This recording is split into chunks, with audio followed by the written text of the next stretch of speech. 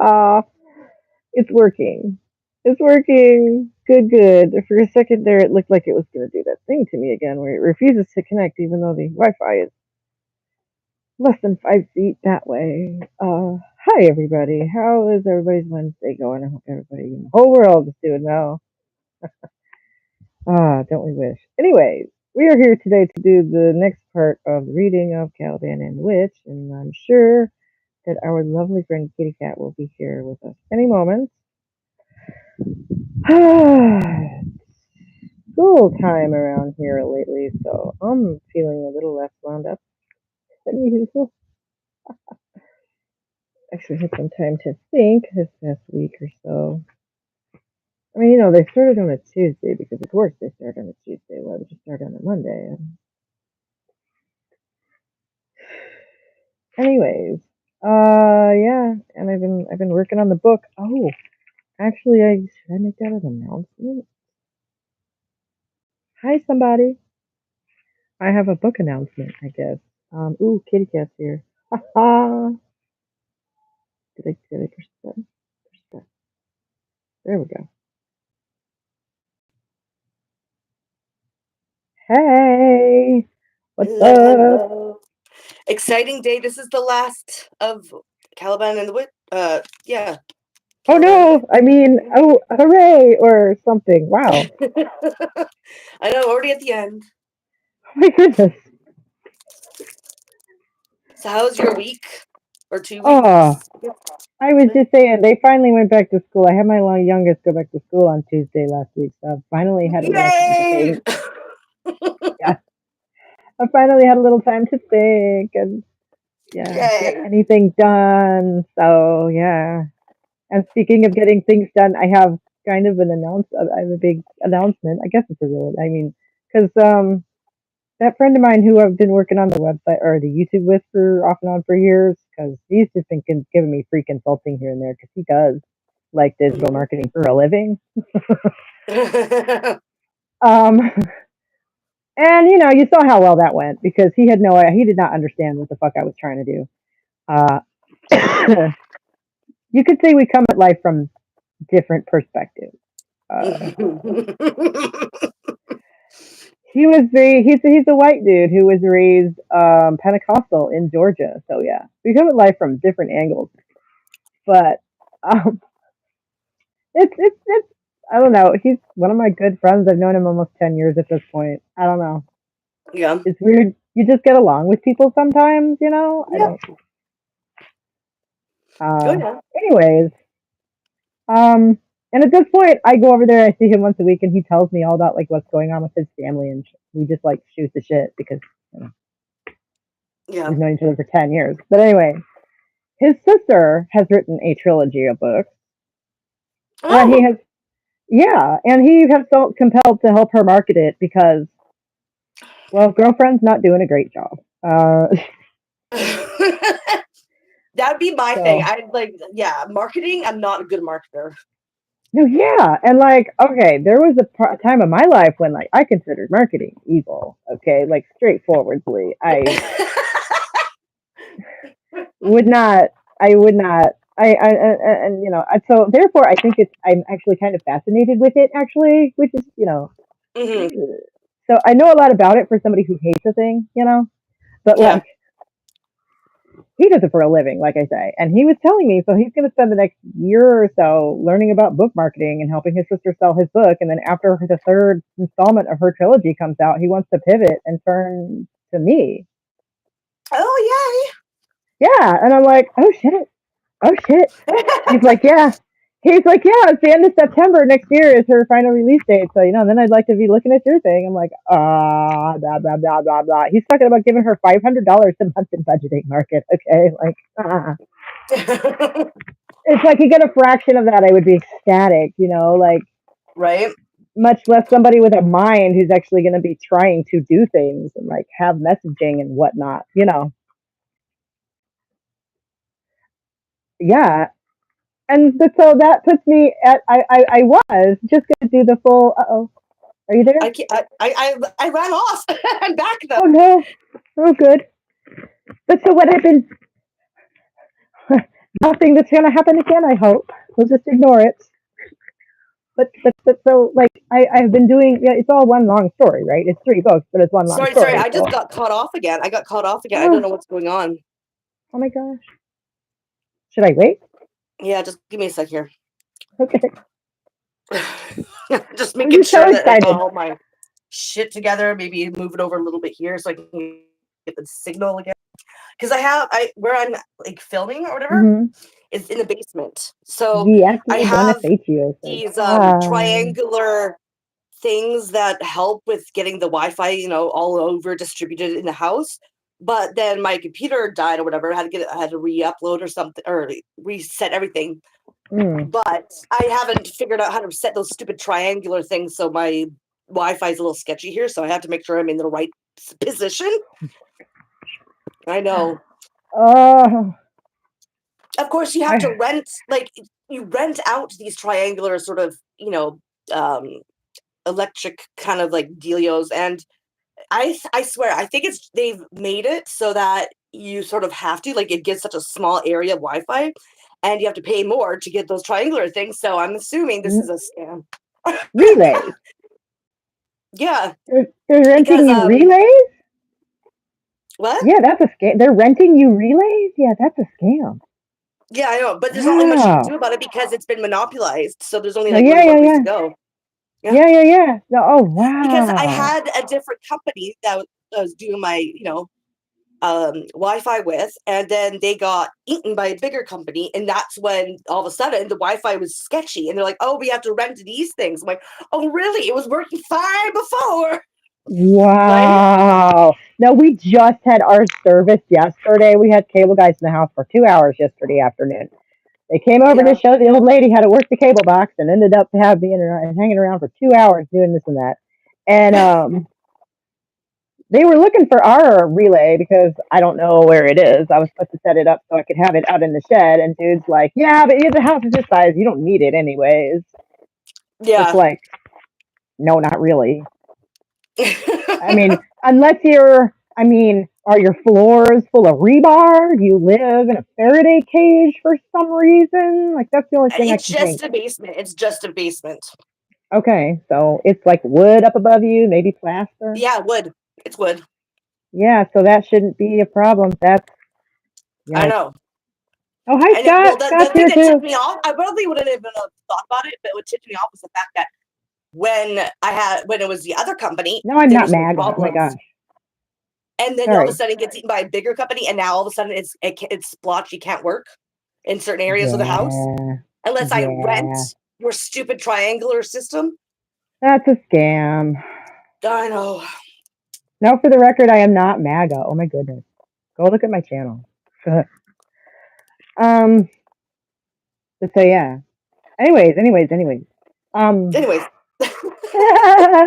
So we'll yeah, just go on. I have been the first draft. I did it all the way through. I wrote it Mm, from beginning to end, and that was how I was going to do the second and third draft as well. That was the plan, was to do it from beginning to end. Like. yeah. But so now I get to do draft 2 and 3 at least on book one by next year because, and I'm gonna go ask him some questions because for one thing, I didn't hear anything in his uh, hypothetical scenario about an editor. Yeah. So obviously That we're gonna need to do that. yeah, because you need to edit. You need an Yeah, editor. yeah. It Like doesn't go well I'm for authors who try to skip that process. no, like I'm pretty good, but I'm not that good. Nobody's that good. So Well, yeah. I know I've said this before about book talk, because Hmm. sometimes I creep on the sort of community. Sound weird when I say that, but like, You but lurk like the there, drama yeah. is just insane to me. Some of the It drama that is. occurs in this community is just insane to me. And It is. so there's this new fucking drama with this indie author who decided not to edit, but she claimed that she was getting editing from the people who did like the Hunger Games and like yeah, and so and it got hyped up. She did really good with the promotion, right? But when people got Hmm. the book, there was it was like it was almost unreadable. Oh, is Like, this the Audra Winter? Is this Audra Winter, yes, the girl? yes, Yeah. yes, yes, Hmm. yeah. See, it's just Yeah. it intrigues me.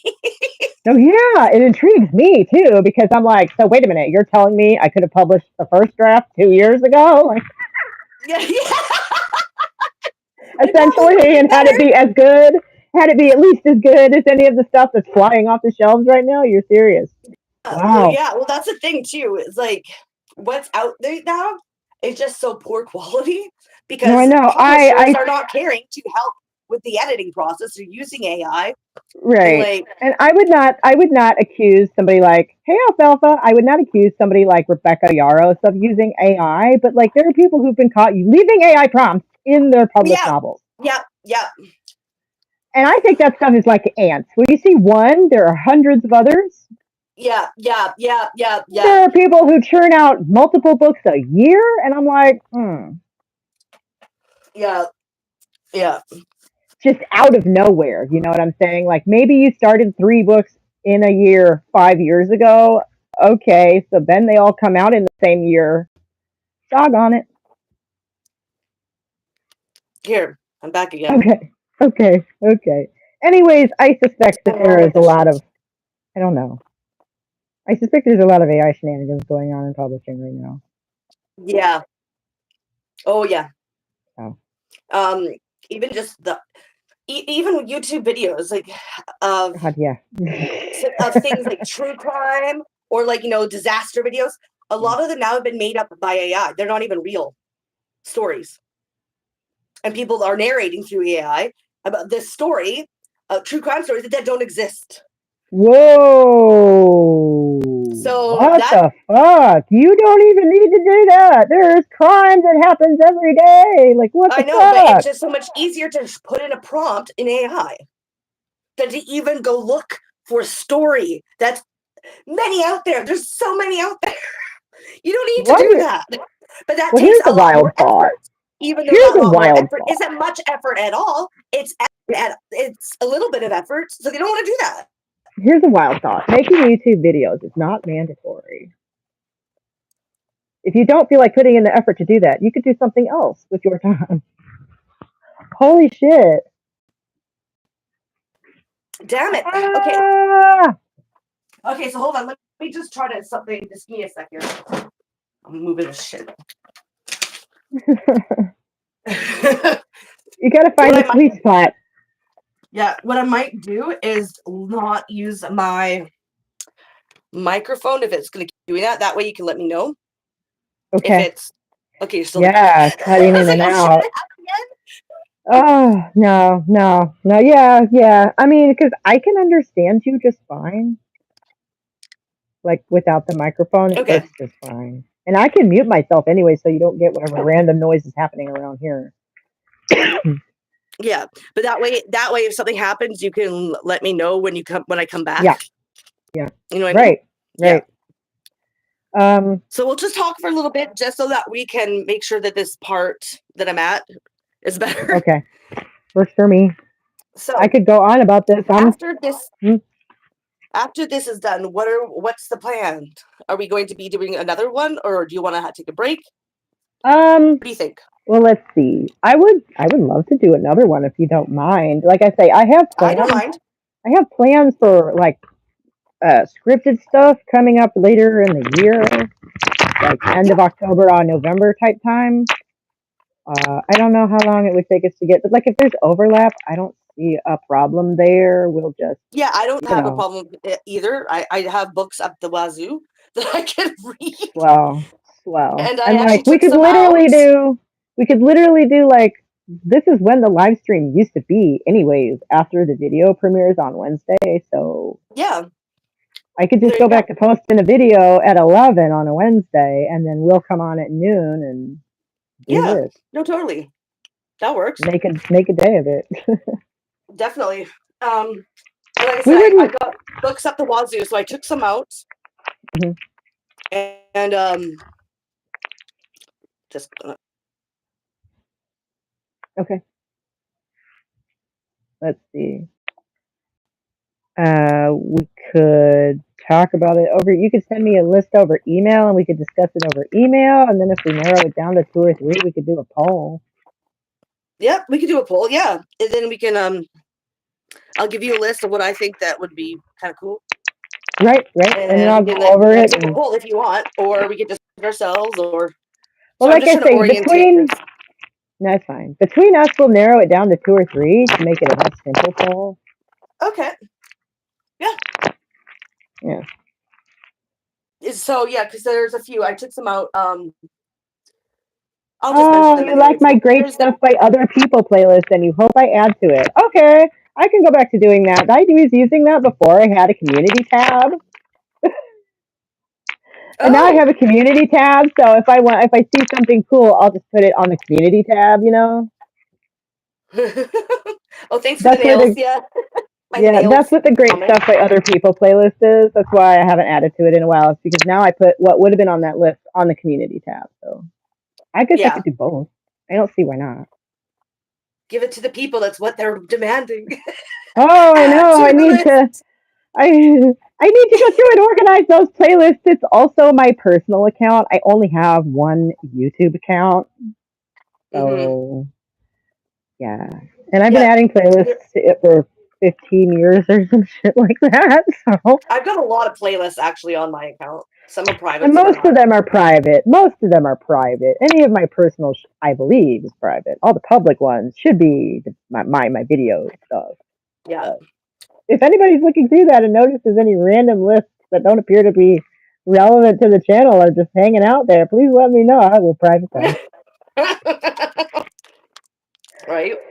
But as for Oh, reading, there are a few hmm that I took out. hmm Um, well, I've talked got about thoughts? the one with the shock of the Anthropocene, and I talked about Maria Mies's book, Patriarchy and Accumulation. But there's Yeah, I think also that and was. Blowback Mm. and Gendered Brain. Then there's Wild Politics, but there's also another one that I was like, oh yeah, I forgot about. By Murray Bookchin, I think his name is. Anyways, he's done really good works on like synthetic society stuff like that, like when it comes to tech and stuff. And then there's Oh, techno-feudalism that I think might be interesting. So there's a ton of yeah, books out there that yeah. I'm like, I think. ooh, what should we do? Let's see. I think my two favorites are either the techno feudalism or the Maria Mises one was the one that I thought sounded almost like a That's what sequel to I'm the more one. leaning towards is Maria Mies because that's Yeah. it. It's about capitalism and feminism and globalization. Same with Right. Like Wild it's. Politics, but I haven't actually read that one yet, so I don't even Oh, know if it's okay. good. But Okay. Maria Mies, I have, and I love her. I Right. think she's one of the best feminist Okay. scholars out there. So yeah, Yeah, no, I'd love to dip my toes in that one, and it seems like a natural like progression. progression. Yeah, from where we're at So and do what we've I. been She even doing. talks about some of the. Hey, She doesn't Belle's go into here. Hey, detail, but Belle. she does talk about the witch burnings as well. Yeah, So she doesn't it's go like into they're irrelevant or detail. something. No, but we've already But what done she does that. is what So she yeah. Well, what she does is she incorporates it into her analysis of like present, right? Because most of it's present. right, right. So we Right. go from the past, and so we'll have the foundation, and then move to the present and how that applies to the now. And I think that that's really cool. Yeah. As well as going through anthropology and Mm, the study of human civilization as well, and some of the hmm mythologies of that. And then with the witch burnings Ooh, as well, and then she incorporates it into the present, how it expresses itself today, and what then afterwards some of the ideas of how to go forward, which is nice because you don't usually see that, yeah, right? Suggestions on what to yeah. do to go forward. She does. So Okay, yeah. Instead of yeah. just complaining, basically. So. So just being a whiny bitch. Well, no, that's what that amounts to. Like, okay, if you're in a conversation with someone and all they can do is point out the flaws and the problems, no matter how articulately they do it, all they're doing is complaining, Well, depending right? if it's an analysis or not. If it's an It's like, analysis of the past, it's one thing though, ah, because you're just kind no, of no, no, no, no, no, analyzing no. it. I mean, it for Yeah. the Oh yeah. present No. Totally. problems, Yeah. the present problems. If somebody's just like, I don't know, that's not great. Okay, well, what would you do? I don't know. Well, then shut up. You know, Any suggestions? right, right. If you're gonna, butt in essentially, then maybe you should have something to add. Yeah. It sounds good to me. Yeah. which is something that's actually quite rare in some of these Hmm. sociology books, you know? Oh, yeah. Yeah. That's exactly what I'm saying. They do amount to a lot of articulate complaining Yeah. and making people really uncomfortable when these things become like a fad, or like, what's the word I want? The next big bad thing that everybody has to deal with for whatever reason. It like becomes the thing in the zeitgeist. Mm, Um, like, I don't anyway, mind analysis of the present. It's just that it would be nice to have solutions from the author, even if I don't agree with the solutions or think that that is going to be tenable right. or realistic. At No, least it but you gives could at least something. get the ball rolling. Like you don't have to Yeah. solve all the world's problems, Well, but holy exactly. At crap. least give suggestions. I don't like. Yeah, it's a little bit frustrating when there is none. Well, and it's like, what were you thinking when you wrote this? Is that all like, did you never actually get to that point in your thinking when you were writing the thing? Like, that seems odd. I think it's mostly just. Well, I think it's mostly just they don't share their opinions on what to do. Really? Because the entire thing is an opinion, really, honestly, a lot of the No, time. not if Not it's that an there's no analysis. information, Not well. not that I there's don't no really have information to. to I don't. back it up, Well, but I like, don't I'm have sorry. books. I don't read books that are just opinions. I don't have No, no, any no, of no, no, those. no.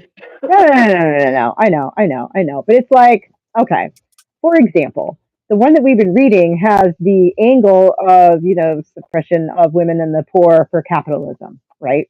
Mhm. Yeah. And that's based upon the facts, but there are obviously other interpretations of those facts. It is, at the end of the day, kind of an opinion. Well, there's interpretations of facts or just presenting facts. I mean, you can present Yeah. them in a different way in the thought, but then you would have to take history and cut things out and cherry pick to mold it into your own narrative Well, yeah, to that's do that. exactly what's been So there is a done. definitive history, like it exists, right? So that's not even Hmm. really an opinion unless it's just based on opinion. If it's based on Maybe I'm records and getting too record out. keeping, Maybe I'm just getting too meta. It's fine. maybe just too meta for me, man.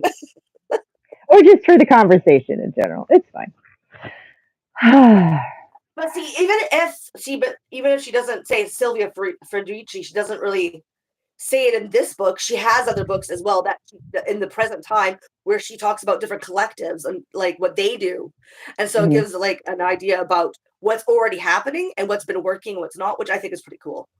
Maybe we should Yeah, read that one. It's like I forget what it's called, but I have it. There's also that one we could consider doing sometime. that one almost might be third.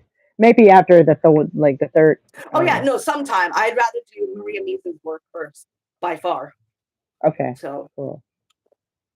I've also been reading the Gender Break because I haven't read the full thing yet, Yeah. but I haven't really had too much time to actually do it, like get into reading it. So I've only read a little bit of it, but so far so good. Now, is that about socialization?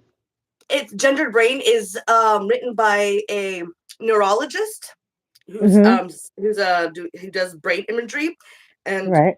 how the brain actually works, how it maps out. And a lot of the whole idea of sexed brains, um, how illogical it actually is because you're going by the presumption that what you're saying is true already and then working backwards, which is not what you do in science, right? Okay, You so don't we're take a using the notion and word it's expectation and then try to fit something right, to it, right? That right, so it right, can like so that it proves your point without proving it. You don't do that. You right. go in Yeah. and then see the facts and then let the facts lead to. Right. You don't like Right. make connections that aren't there that you just want to be there. And that's a lot of the Right. thing when it comes to nature versus nurture. Yeah, some things are like ingrained in it, but when it comes to sex and sexual like personalities and behaviors, and there's no difference in the sex brains. There just isn't, and which makes sense because it's a malleable organ. It's constantly changing. Right. And the way you can tell something is hardwired and which something is not is if it comes automatically, say blinking, digesting your food. That's hardwired. Why? Because you don't think about you doing those things and controlling those things. Everything that when it Hmm. comes to thought and behavior and like processing and sentient, that's going to be malleable because it's forever changing. It needs to be malleable.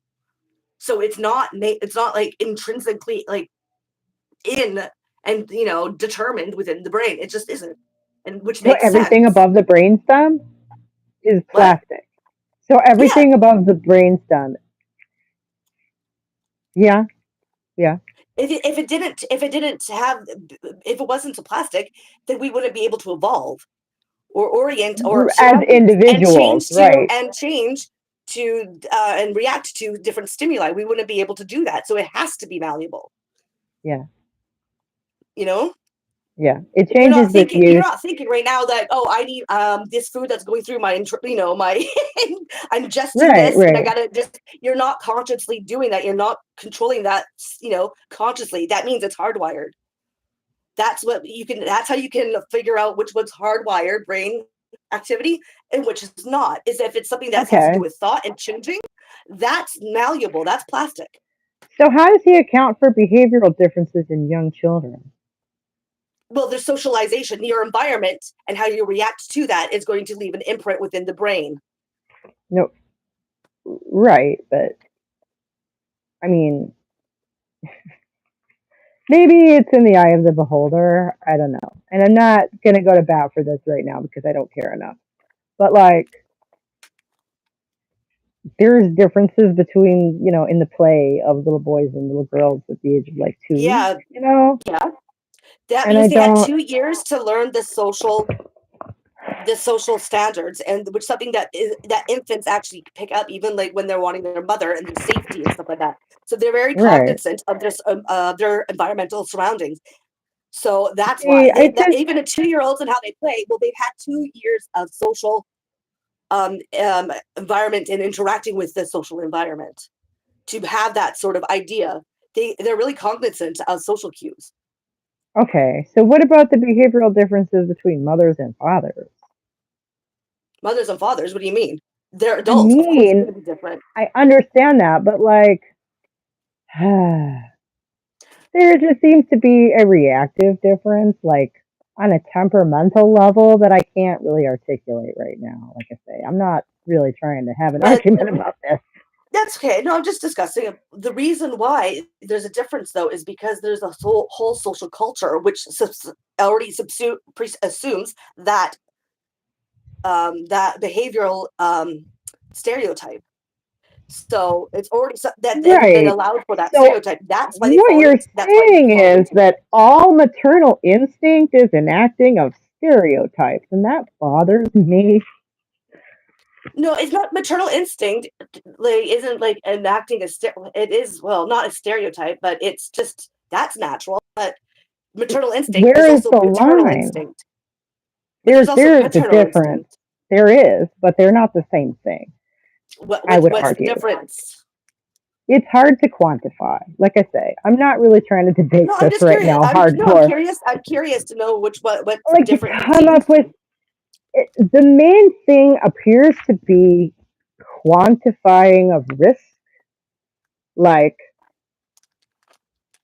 a mother tends to be like, oh, there's risk involved. Let's mitigate that and be careful. And a dad looks at it and is like, the risk is minimal. He'll be fine. And it I just believe it's because seems to be they don't need to. That's my thing, right. is they've never needed to. So if it's always been all right to let the woman do that risk analysis. Really, when it comes to children, they're the ones that get to like figure out what to do when it comes to that, the risks and stuff like that. Do you know, like, because they don't need to. They don't burden when it comes to risk behaviors when it comes But to it's the how they children. behave with themselves as well. They've never had That's just well, that's how, because they don't. The power dynamic in society yeah, means that they can handle the risk because they're right. not as defenseless. But so again, you're right. I don't disagree. So we as women just live with higher risk level in our lives and are more used to doing, cautious risk assessment. I don't disagree with you. But Yeah. at what point is that enacting stereotype, or is it just part of who you are? Well, you could still be a stereotype.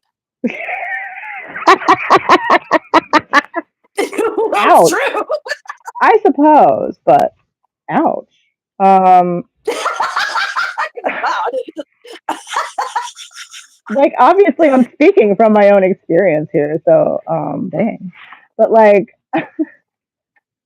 Like I mean, I don't like just because something's a stereotype doesn't make it false. It just makes it a stereotype. It just makes it right. normalized within the culture. Well, and are stereotypes based in anything that is not negative and judgmental? Is No, there stereotypes doesn't mean it's bad. It's not. It's neutral, really. right? Depending, Okay, it so we're can be neutral. I guess I should say. okay. I guess we're talking imposed scripts versus actual instincts. I think, right? Well, okay, not every woman has a motherly instinct, though, Agreed. which shows that it's not hardwired. If it was hardwired, then it would have to be, I think, more aligned. It wouldn't be like less, and like some people have less motherly instinct and some people have more. Like, and it wouldn't Yeah, be like so many layers. If it was hardwired and natural, it we'd pretty much all women, except for maybe a very few minority. There wouldn't be see, levels to it. It would be hardwired. It would be exact, sort of on the same wave as every other woman. agreed. But see, I think I don't agree with it. I think I disagree with the making. I think I want to make a distinction between natural and uh, shoot. You said it back at the beginning. Doggone it. Nature versus nature versus nurture. No, like natural versus hardwired.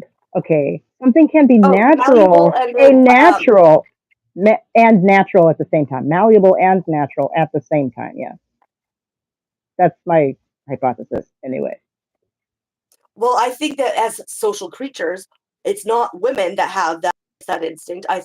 no, I think that humans have that instinct to take care of their young. I yeah, just think yeah, that and it's I been just think, fallen to women to take care of the young so that men don't have to deal with it and can dissociate from that instinct. well, see, that's the thing is, I don't think that is them disassociating from that instinct. I think men just assess risk differently. He thinks he's doing a good job. You know, you might not agree, but he thinks he's doing a good job. You know, again, these I are think he thinks he's doing a good job based on the expectations of what he has to do, which isn't much. If I don't know. there's been the idea that it's the mother who stays home, doesn't work, doesn't do anything, wants the babies, take care of the babies. And so when you have a culture that's been like that for generation, there's this expectation that men don't have to like associate with that. They Okay, can I go have a out, they've been specific associated with example going for out you, and taking actually. those risks. So that's what they do because it's been expected of them.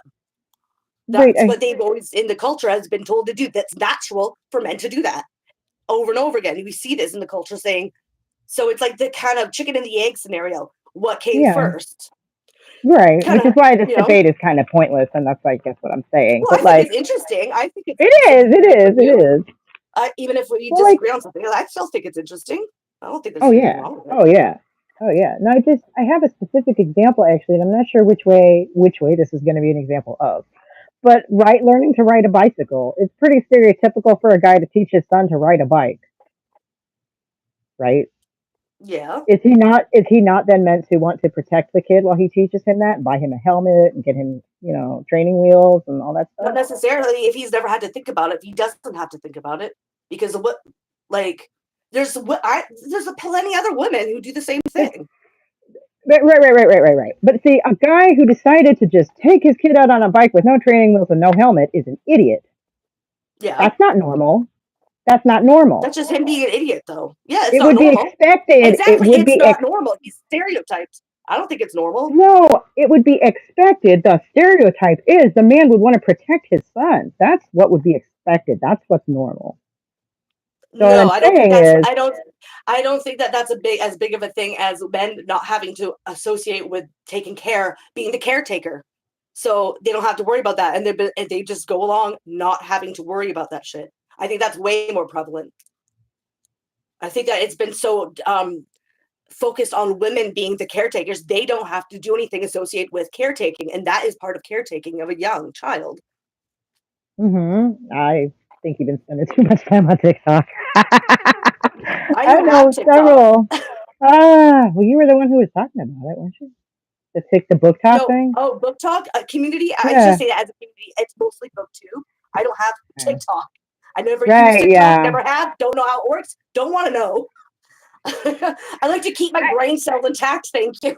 I actually opened it up a couple of weeks ago doing research for my Halloween video because I could not find the clip I wanted anywhere else. But I did find it.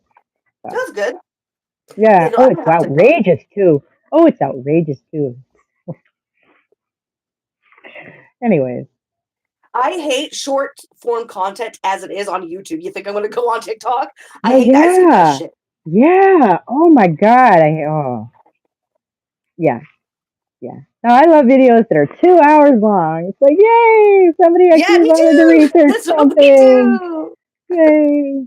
Okay, see you, Scott. He's going to the supermarket. Oh yeah, I was just reading too. That's funny. Anyways, yeah. So I Okay, think so that I just. I, you know what? You know what? I haven't lost connection yet. Oh yeah, See, that's that's what I. Yeah, true. yes, see what I did there. Yeah. What? All right. But, sorry, what were you gonna say? I think I cut you off there. Oh, I was just gonna return to the silly debate because, like, I Okay. know individuals who are protect. Like, I know this is anecdotal, but most of the men I know personally are more protective of their kids than that. But that might have something to do with the fact that people our age have lived in one crisis after another our entire adult lives, and they might not be See, but representative. that lends to my theory that it changed with the environment. They grew up in a Uh-huh. certain era. Right, right, right, right, right. But so what I'm saying is these things are not artificial. Like, we're No, meant they're to not live in artificial. environment. We're meant to live in an environment. You Yeah, know, I don't know. of course it's not artificial. It's just reaction to the society. But society is socially created, and if we But want to change it, we can. yeah. But so like if your brain changes as you use it, then the way then it becomes wired to be used the way I don't know. I don't know. I Yeah, my experience was that I had all the maternal instincts of a fucking rock until I had a kid, and then yeah. it was like, I think that's natural though. But I also think that that's living it up as a woman or girl into a woman. Even if you don't have that you don't think of that. It's still unconsciously you're getting bombarded with these messages of I being the mean, I caretaker guess, if you're a woman. I guess I was just not that kind of person. I've always said that my mom is the strongest masculine influence in my life. Like I've never been I never enjoyed that kind of media. I used to religiously avoid it because it pissed me off, even as a It doesn't kid. need to be media though. It's not just media, right? It's educational institutions, it's financial institutions, it's your family Hmm. institution, it's everything. It's not Yeah. just media, it's the entertainment section. Every part of the society has Well, and I little grew up differences to during that. the girl power 90s. I mean, like Hey, I'm just eliminating variables here really because if you're talking about socialization to be that way, I had less than many. I mean, because I avoided it, my mom avoided it, like she kept it from us, you know. Uh yeah, but the only I thing I would don't. say to that is that you can't keep it from someone. It's in the social, No, it's you can't. embedded in the social fabric. So you can't keep it fully away, and those But things are like unconsciously why? taken in unless you have this understanding of what socialization does to people, and then you can like actually start to see it through the outer in the society and in the different ways it sort of helps to mold the sort of ideas. So what we're saying is that the maternal instinct is entirely externally imposed. No, I say it changes, and I would think the natural instinct would be for both. It's not a sex thing. I think it'd be both No. humans as human, like Homo sapiens, as in mammals, have that natural instinct, and it can change due to socialization. I just tend to speak from the woman's perspective, you know. Uh, I would never mean to imply men have no paternal instinct because you better hope they do. They sure like making babies. We better hope they do. But I also think this is what gives way to things that have like, um, oh, I can't believe I'm having a brain fart here. Um, I'm rubbing Postpartum off on you. depression. I'm sorry. Thank you, Yeah. brain. Postpartum depression, where you actually have because like unconsciously women have been told that they want babies, that they want this, that they have, you know, this is that is natural to you. You have them, and it's not. and then you have all these, hormones going through you, and you realize this is not what you want. It's not what it was sort of out there. You don't have that feeling of all of a sudden my life changed when I saw my baby's face. I don't believe in that. I think that that's sort of like one of the society's myths that they kind of like put out there to get women to have children. And I think that that's part of where postpartum depression comes from, because you have this expectation that's supposed to be natural, and then you're not feeling it Well, I think that because it's might be hard. part of it. I'm not going to say there's no woman ever had that experience. That seems a bit much. But, like, is it regular? No. I didn't expect I it think it going in, is. and I did not experience From my own it. experience, though, and seeing my friends having that experience where they've always wanted kids. Like one of my friends always wanted kids, had that, would always say that, Hmm. like, oh, it changed my, Hmm. it's going to change my life. When Hmm. I saw my baby the first time, it changed my life. Well, she ended up having 4 kids. She doesn't have any of them. She's addicted to Oh heroin, my. Oh my. and yeah, and like has put her kids in danger. She had this big idea of what it was going to be, and it didn't Yeah. help her. It didn't change her. It didn't make her fulfilled Yeah. like it's been said to do. I think that has a lot to do with it, and she's not the only person, only woman I know that has this happened Well, to and I lesser and also more just don't degrees. want to discount. I just don't want that's not. It feels a little blaming the victim. I don't disagree with you, but I also think there is the component of hormones. You know, I say, as with the flood of hormones, you have all those hormones, but you well, still you don't have have a that dream. fulfillment feeling. I didn't have that feeling. No, you have all these your pregnancy hormones all drain away, and you can be left exhausted and feeling like a husk of yourself. I mean, that's actually, yeah, totally. But Well, there's that's a lot not of hormonal because changes, but the way that we react to those hormonal changes is going to be different for different people, yes, based on, yes, yes, yeah, exactly, exactly. And for some women, it hits them really, really hard. Okay, yeah. Even if it and hits them really hard, that doesn't. But the reaction isn't always like the same as everyone else. Some people, it's the same with, like, say, PMS or uh-huh, pregnancy hormones. Lots of uh-huh, women are emotional during pregnancy. This is what we always been told. Was I? Not at all. I made people cry. I didn't even mean to at work, because I just was like, get the fuck out of my way. Let me do my shit. Like, I was yeah. really aggressive, because Well, that, here's not something I because learned. the It's hormones weren't um, weren't there and I wasn't reacting to them. It was how I was reacting to them based on my yeah. upbringing and who I was at that time. Well, Wasn't every expressing pregnancy is myself in an different. emotional way. I wasn't emotional. I wasn't hysterical. Hmm. I'm very aggressive. Like that. Hmm. This is typical male Kind of personality. went the other way. Yeah. Yeah. So yeah. Well, every pregnancy is different too. I learned that a long time ago from some old lady. She told me that. I was like, oh, okay, and I always remembered that. And yeah, I'm pretty sure that's true. And I had a rough pregnancy. Like, I was bedridden, right, Hmm. for a month Oh afterwards. wow. Yeah, I had oh, there's a big thing. About the Preeclampsia. doctors here, and the lying about, prognosis and stuff like that after childbirth has been a big thing here, where they don't want to tell you a lot of the truth, because What? they think that you're going to be hysterical. So when I asked them, oh, how bad is my tear? Sarah, bless her heart. Oh, She lays back in a chair. I'll still annoy it later. She was I'm on live camera right now. Yes. Oh, I'm sorry. No, you're fine. Just No, don't. I was telling you, so I just broke up with you. Sorry for telling you. But but I didn't realize she was telling you about that either. I didn't realize she was telling me that either. I thought she was asking me for something I can't talk about on camera. I love you. I love A you. little bit. I'll see you later. Okay, babe.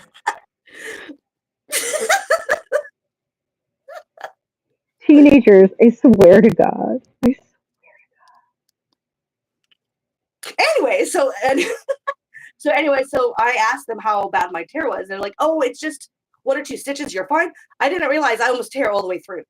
So I'm thinking, okay, so I got my prognosis. They lie. Oh yeah. What did I do? I was like, okay, so it's not that bad. I can walk. I tried to gauge what I was going to do for exercise based on that. Right. And what ended up happening was, because I thought it wasn't that bad, that's what they told me, I kept walking around the hospital to try to get the blood flow. I ended up tearing my stitches. They wouldn't sew me back up because it was just split. I was on bed rest for a month on Oxycontins. Oh my God. as a single mother trying to look after my kid. So I had my Right, mom well, help me. no wonder you didn't look at your newborn and fall in love with him immediately. You had shit going on. That's what I'm saying. No, that No, happens. but well, that's based on your social environment and your reaction to it.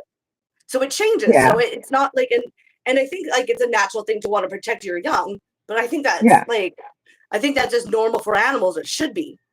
I right, don't think it's a sexed brain thing. I think that should be like, and it just happens that that could change based on your environment.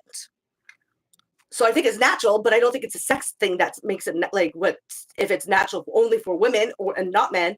It doesn't make sense. yeah, I think it's natural for mammals to take care of their young because it prolongs the species. That just makes sense. right, But I think the social right, environment helps change that perspective because their brains are malleable. right. So that's my opinion. But yeah, anyways, yeah, I told my whole life story there with my That's pregnancy. okay. I have two stories I could share because I have two. But like, I don't think we're actually disagreeing. Yeah, The I more don't. I Yeah. listen to what you're saying, I don't think we're actually disagreeing. I think we're just coming at it from opposite directions. Um, Interesting. See, this is why it's good to have discussions, man. Get to really know what hmm people are hmm like, Yes, perspectives and stuff. yeah, So people are yeah. way too afraid to disagree with other people sometimes. Well, and I Hence the just trans assume thing. that at the end of the day, we want the same things. Yeah. So I was mostly thinking about the obviously, trans thing and how people just go along with the oh dumbassness of it. yeah, Because it's such yeah. a Well, not wanting to get not wanting to, you get. disagree with someone because it might hurt their feelings. Oh my Like, goodness! I actually heard somebody with an academic background talking about all that shit as a religion. yeah, I was like, yes, yes, yes, yeah. yes. Isn't Oh that my lovely gosh. when that Yeah, happens? it really is nice. And oh my goodness. Oh, I wish, oh, this country is driving me so fucking crazy right now. He's talking about rescheduling marijuana, but, the entire rest of everything has gone to shit. Oh So it's yeah. like, wait, thanks. He gave us the thing the liberals were supposed to give us 15 years ago. Wow, is that too little too late? Wow. What the fuck? Oh yeah. I'm It's just clever there's just of always all the weird something things. new. No, and just of all the weird things I expected from the Trump administration, that wasn't one of them. Yeah. Really? You're going to reschedule marijuana? Obama was supposed to do that. What the fuck? Yeah, right. God People are damn it. nuts. Oh, That's this whole funny. situation is just so fucking nuts. I don't like. I've got back into following the politics, gradually over this year, but Yeah. it still I'm doesn't make any constantly looking at sense. the politics of it all because it's just getting scary and I want to know what's coming if something's coming.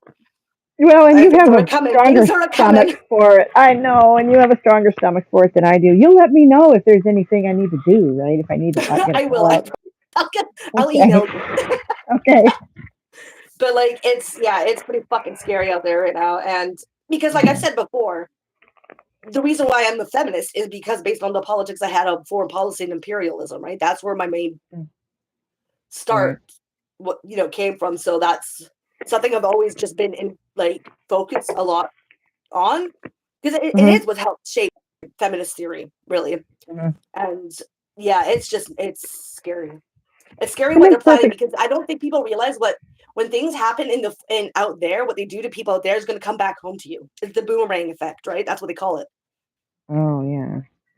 right? So So they're so. now they're implementing, say, in Palestine, Israel's implementing an AI screening where they give you a number to get food, to get early access of food, which is bullshit. It's to be able to it's to collect people individual data, and they're giving them a number. I'm like, this is getting close to like the end solution, the final solution, like in Hitler's Germany, kind of like that's where it's heading right now, right? And I'm like, you people that just don't say anything, you do realize this is just a test run. They're going to use this system at home when there's no more jobs, there's no more food, and you're fucking hungry and have nothing. Then why do you think all these new like developments of these sort of like refugee detainment centers, those are going to be jails for you. That's why they're building them up, right? Mm, It isn't actually just for refugees. That's for you, for when you step out of line when you're hungry. because things are going down fast, and they're now creating the infrastructure to protect themselves against you. So you should really care about what's going on because that's your future. Anyway, sorry, a tangent I went on. Yeah. It's Oh scary out there. no, I did ask. I think. I think you did ask. That's fair. But like, um, yeah, my main personal worry is that I'm going to be too old to do anything about anything by the time any of this actually comes to pass. Yeah, I don't think you have to worry about that. Why? You think I'm gonna die? No, I think it's your. I don't. I think your time framing of how things are going to go down is Uh, a little bit too far in the future. you think people are gonna be starving in the next decade? Oh yeah. Oh Oh yeah. Oh wow. yeah. It's really bad out there too with the environment because and all the resource extraction. Mm, Like it's been globalized for a while now, and things are starting to fall apart because the thermodynamics, like of the Earth system, is trying. There's an inertia to dead space, right? That's thermodynamic or system thermodynamics. So things and ecosystems are literally falling apart, and it can't repair itself because we've taken out all the resources, which was giving the Earth ability to be in disequilibrium of the dead space. yeah. So now that that's falling apart, it doesn't have the capacity to evolve fast enough to rectify that harm, and so everything's now falling into entropy stage, the end stage. And Ah. so there's not going to be enough food for people soon. There's not going to be an environment that's going to be able to heal itself to the extent where it's going to help save us. We rely on it too much. We are integrated in ecosystems. Oh, I see. So the fact that it'll still be nice and green here in East Tennessee isn't going to help people in wherever. Yeah, but also too, things are not going to like if when the climate starts really like going these big extremes up and down to cold to warm, like because that's what climate, global warming does. It causes Yeah. extremes. Yeah. So even those plants are going to die off because they don't have the capacity, and they haven't had the capacity to adapt to those extreme environments. It's going to kill them off. I'm just betting because this is one of the most ecologically diverse places in the entire world. So I'm just betting it's a rainforest. Like not far from here is like the Smoky Mountain National Park. The Smoky Mountains are a rainforest. So I think I there'll need to still go. be something there. I'm in Canada. Yeah. I think I need to go north because it's going to change so rapidly that those like the more north you go, the better chance you have. Mm. Or south. In the southern But it's hard to hemisphere. even say. It's hard to say because we don't have a model of how that would look like because we don't understand how diverse there's so much diversity in the in ecosystems. We don't Yeah. have a grasp. We don't know what's going to happen really. We can only make educated guesses, but we don't have that model to look at to understand, and we don't know how different things affect other changes when it comes to that. Like because things were different living things rely on other living things to survive and exist. So it's hard to say, and we don't have we don't understand the patterning of the climate and what will happen with different scenarios of different Right. so it's Hmm. really hard to understand. If anyone's interested in this, by the way, there's this great book called hold on, let me just go find it.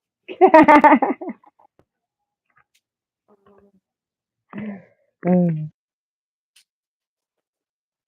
There goes the books. That's okay. Books falling everywhere. So it's this one. Oh, I guess I have to do this.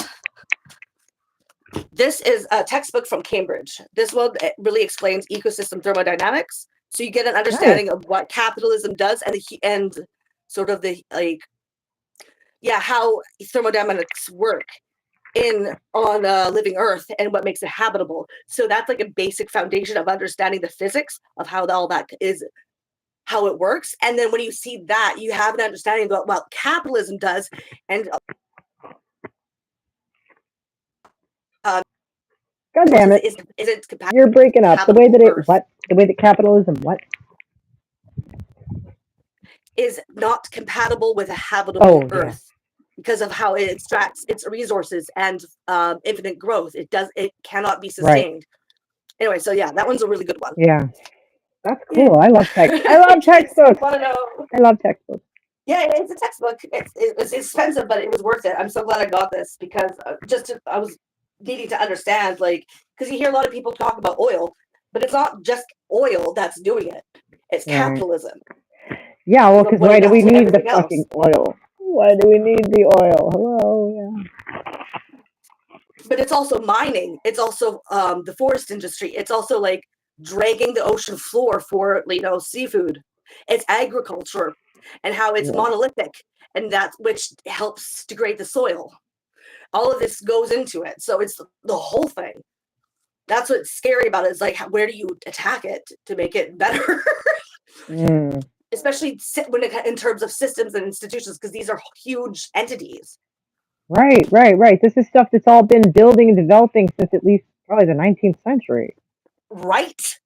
That's what makes it difficult to kind of like navigate. Anyways, now that I've depressed everyone. Actually, that was really fascinating. That was really right Oh, up yeah, my okay, alley. good. Yeah. Oh gosh. Don't sit back in the chair when the camera's like that. Oh my god. Look at this. They turn into a fat old lady. Can you see me? Yeah. Watch this. No. That camera angle is wild. That fisheye. It's the selfie camera with the wide angle lens. That's wild. Don't ever do that again. It's scary. No, but then if What I pick happened it to up, you? then I pick it up and sit back and we're fine. Scary. It's weird. Yeah. I noticed that back when I was making videos because I film with the selfie camera so I can see, what I'm filming. Yeah. And I noticed that if I sit at the wrong angle, well, boy, that doesn't look great. It looks really, You know, yeah. Yeah. I'm like, holy shit, Yeah. do I look like that? And I go and I sit in front of the mirror and go, oh no, that's that wide angle lens. Fucking hell. I consider myself like bigger, like as a butch. I Uh-huh. never used to be. I didn't always used to be like that. I used to be like 100 pounds soaking wet for the longest time Ooh. until I Mm-hmm. got the depot shot, and then that really fucked up with my system, right? And swelling, Oh. right? So for a while there, Mm-hmm. I was really tiny, but it didn't matter with it certain angles. Like I would see my, Right. I have a certain facial structure that I'm like, it just looks big. It looks double, like puffy, and just yeah. Huh. So it does really matter on your angles and the camera and your facial structure, like what kind of Mm. oval face or whatever, or if you have a square or Right. And like cameras are just unforgiving. But Anyway, cameras are just unforgiving. no, they are, especially now because they've got like every like iPhone has a professional camera in it. Yeah. Right. Seriously, like some of the like it's almost Yeah. just as good. Yeah. No, yeah, I know, I know. I was having that conversation with my older one the other week. He was talking about wanting to get a camera, and I'm like, What why? for? Yeah, what you can? It's on your cell phone, damn it. Like, don't buy a digital camera, honey. Don't do that. I remember the days when phones were phones and cameras were cameras, and those days are gone. Like, Yeah. no, Well, I there's mean, you no can point. get all the professional stuff, and you can do a lot with different like lenses If you and want lenses, right? If you want lenses, that would be a reason. But he's not a professional photographer. He's yeah, 17, like and he if just you work wants for it to National play with. Geographic, maybe like Right, right, right. He just wants it to play with. I'm like, no, honey, you have one in your phone. right. Yeah, exactly. And you And don't he have to didn't waste really your get money. a phone until last year. We tried to give him a couple in middle school, and he lost both of them. So it's like, yeah, uh, we're Well, not doing mine is that. just a Motorola Play, which is like one of the more lesser grade phones. Let's just say it's Yeah, not. It yeah, was not expensive. It did not come with a yeah. plan. It's a pay Oh, as you go. okay. Yeah, we threw ours on our plan, but we have one. We run kind of a big house, so yeah. Yeah. Well, like a plan as in like you don't when you sign up to an Apple phone you get like a plan with it. I like No. when it comes to when you get and then you can get the phone for free or like you don't have to pay like if you get the plan but then you're stuck into that plan Oh or no, you I can have no always pay idea. as We you go always where buy you them have a through our plan but it's provider. like it's not connected to your phone your cell phone. Wow. See, we And always that's what buy I them was through our recommending. provider. And I So have it grandfathered in with the company. So I only pay $10 a month for unlimited text nice, and shit like that. nice. Yeah. And they keep trying to upgrade. They keep phoning and be like, you want this, upgrade this? I'm like, no, we're good. Because they really want to get us off that $10 grandfathered in I bet plan. they do. I bet they do. Wow. Because it's a pay as you go. So it's unlimited plan because it was pay as you go. Like as in there you can like get off of it whenever. Mm-hmm. And or like there's no limited amount of time, like Mm-hmm. 2-year limit, you have to, and then no, it's nothing like that. It's just you pay as you go. And when you want it to stop, you stop it Huh. without contracts or anything like that. It's complete, like, so Mm. that's, you don't Nice. get that anymore. This is like, I got it at a Yeah. time. Yeah. Wow. Keep that as long as you can. And I'm talking about $10 Canadian, so it's about $5 US. Oh, I forgot that part. Yeah. Yeah. Wow. That's amazing. Right? They really hate us. Oh my gosh. Yeah, I have no idea how any of that works. We always buy them through our provider. Yeah. I'm not really too sure how a lot of it works. I just know that how it works for mine, and I'm so happy with that.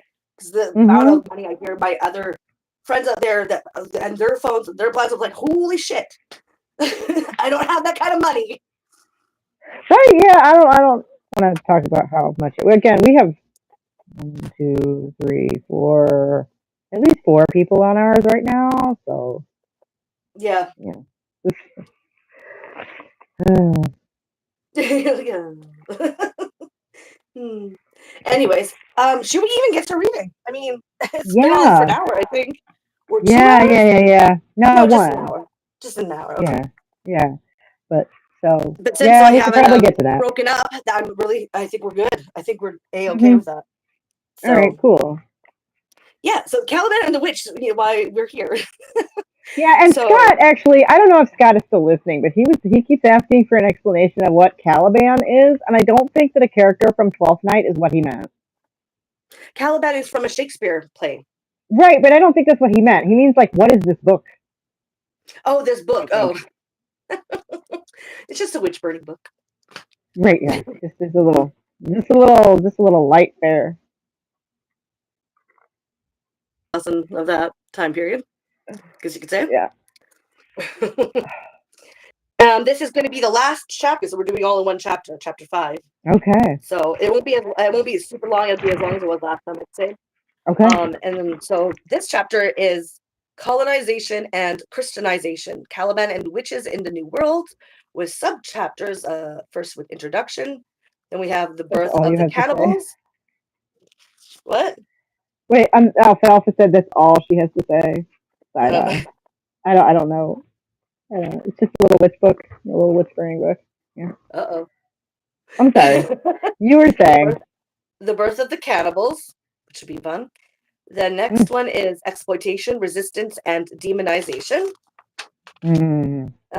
Then we have women and witches in America, the European witches and the Indios, and then the last sub chapter is witch hunting and globalization.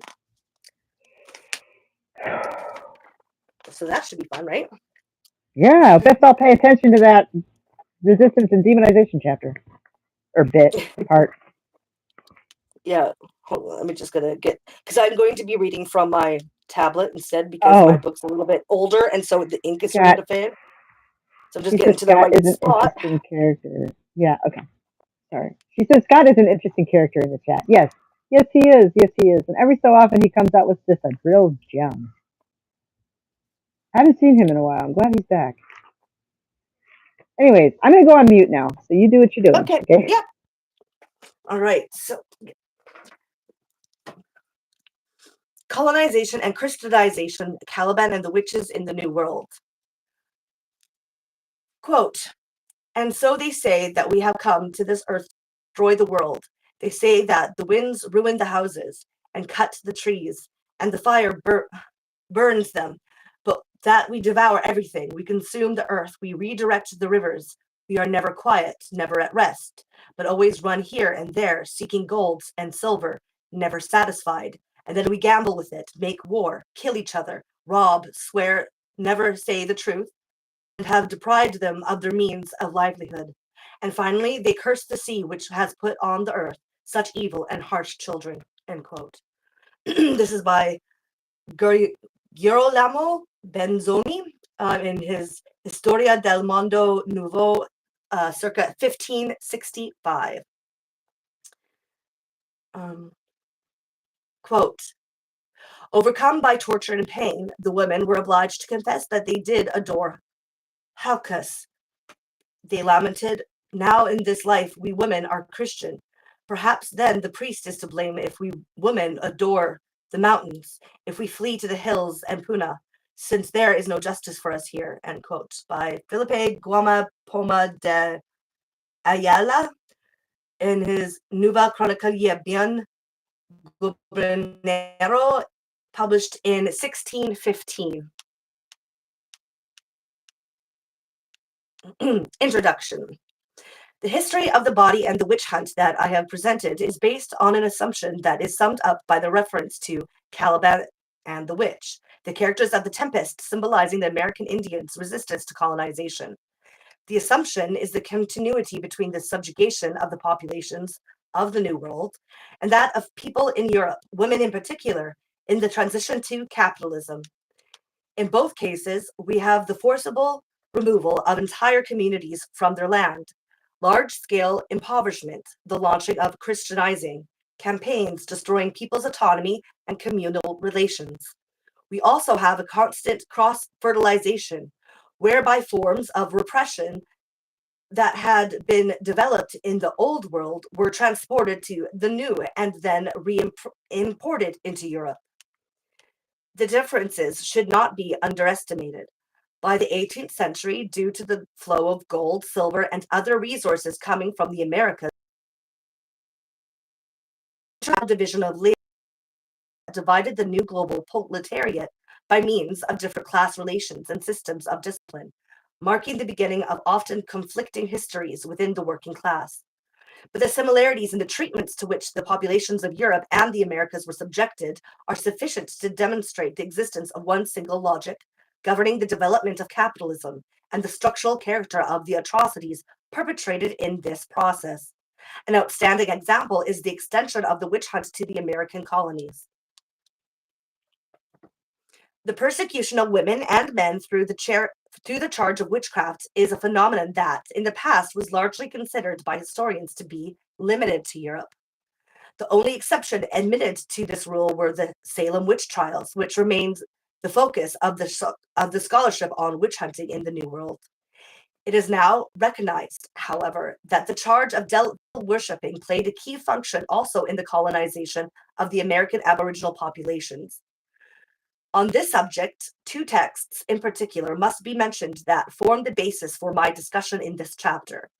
The first is Irene Silverblatt's book, Moon, Sun, and Witches, circa 1987, a study of witch hunting and the redefinition of gender relations in Inca society and colonial Peru, which, to my knowledge, is the first in English to reconstruct the history of the Andean women persecuted as witches. The other is Luciano Perinito's Strega e Potre, published in 1998, a series of essays that document the impact of witch hunting in America on the witch trials in Europe, marred, however, by the author's insistence that the persecution of the witches was gender neutral. Both these works that also in the New World, witch hunting was a deliberate strategy used by the authorities to instill terror, destroy collective resistance, silence entire communities, and turn their members against each other. It was also a strategy of enclosure, which, depending on the context, could be enclosure of land, bodies, or social relations. Above all, as in Europe, witch hunting was a means of dehumanization, and as such, the pragmatic form of repression serving to justify enslavement and genocide. Witch hunting did not destroy the resistance of the colonized. Due primarily to the struggle of women, the connection of the American Indians with the land, the local religions and nature survived beyond the persecution providing for more than 500 years a source of anti-colonial and anti-capitalist resistance. This is extremely important for us at a time when a renewed assault is being made on the resources and mode of existence of indigenous populations across the planet. For we need to rethink how the conquistadors strove to subdue those whom they colonized, and what enabled the latter to subvert this plan and, against the destruction of their social and physical universe, created a new historical reality. Subchapter: The Birth of the Cannibals.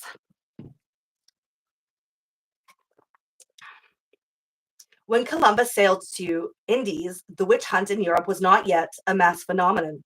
Nevertheless, the use of devil worship as a weapon to strike at political enemies and vilify entire populations like Muslims and Jews was already common among the elite. More than that, as Seymour Phillips writes, a persecuting society had developed within medieval Europe, fed by militarism and Christian intolerance.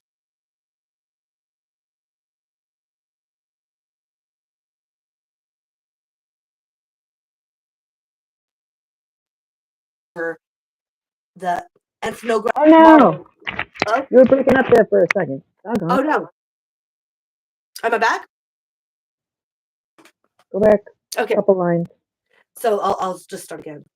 Um, When Columbus sailed to Indies, the witch hunt in Europe was not yet a mass phenomenon.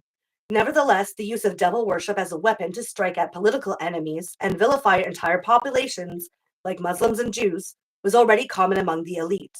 More than that, as Seymour Phillips writes, a persecuting society had developed within medieval Europe, fed by militarism and Christian intolerance that looked at the other as an object of aggression.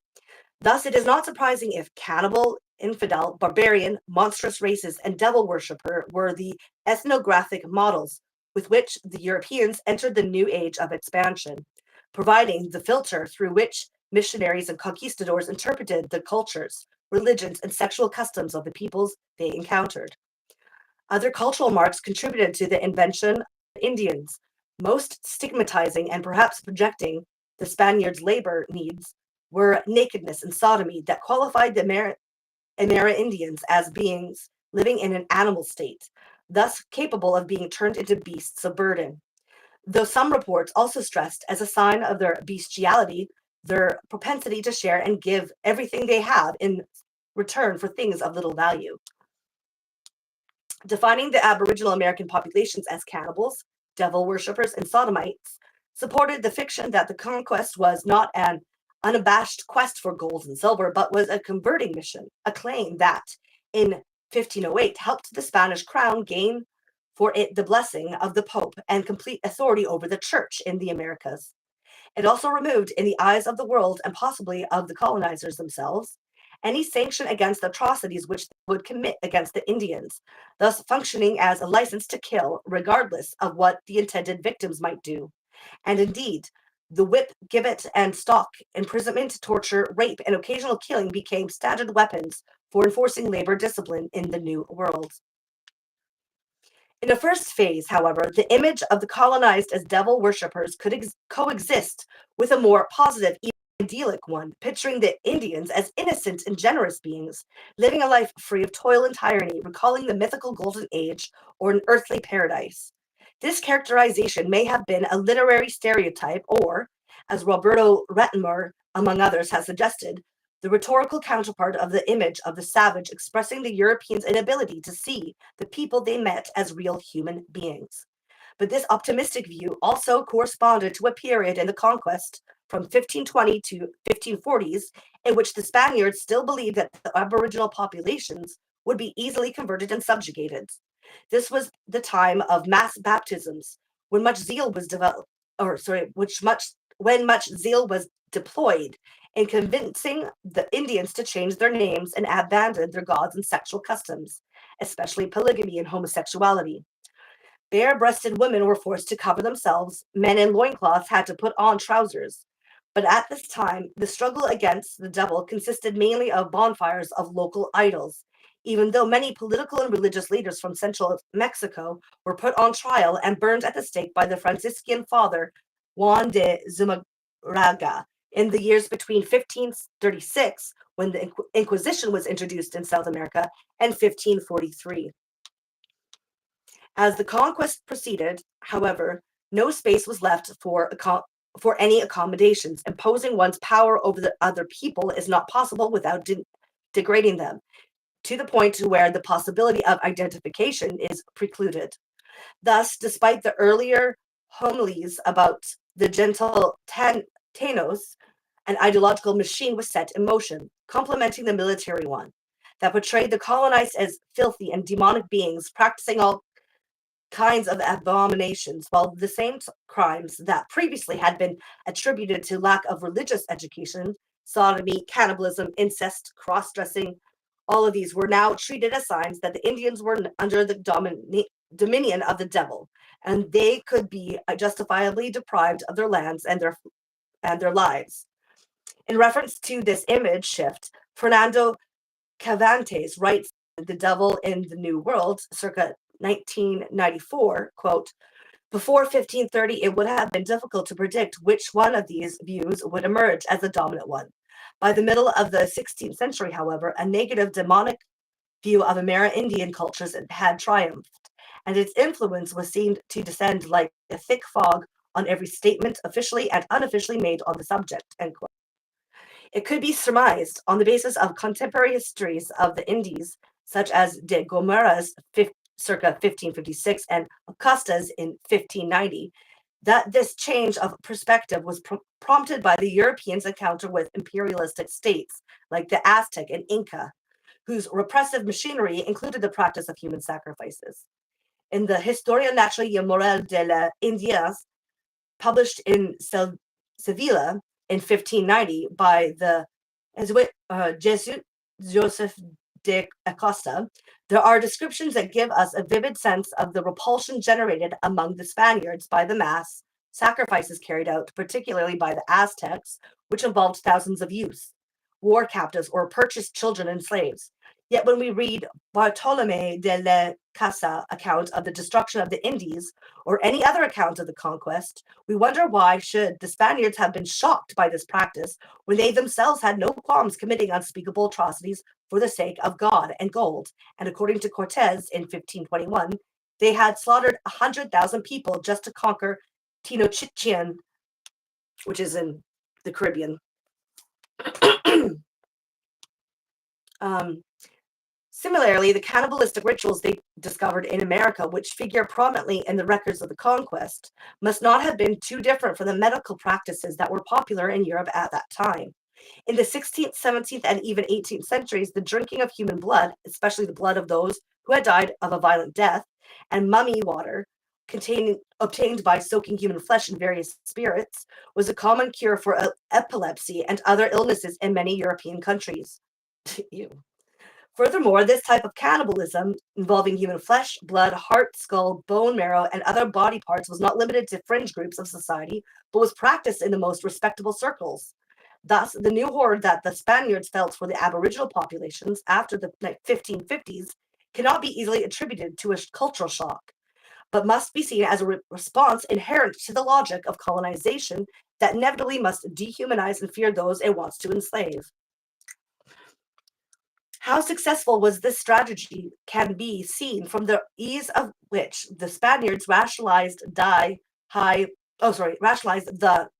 high mortality rates caused by the epidemics that swept the region in the wake of the conquest, which they interpreted as God's punishment for the Indians' beastly conduct. Oh no.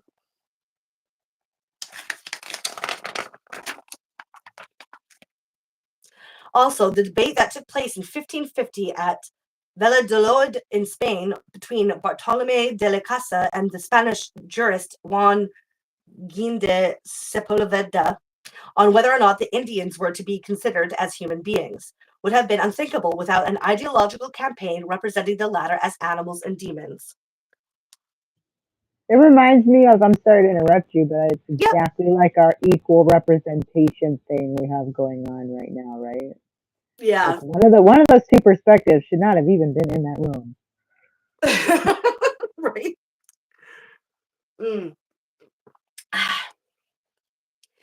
The spread of illustrations portraying life in the New World that began to circulate in Europe after the 1550s completed this work of degradation, with their multitudes of naked bodies and cannibalistic banquets, reminiscent of witches' sabbaths, featuring human heads and limbs as the main course.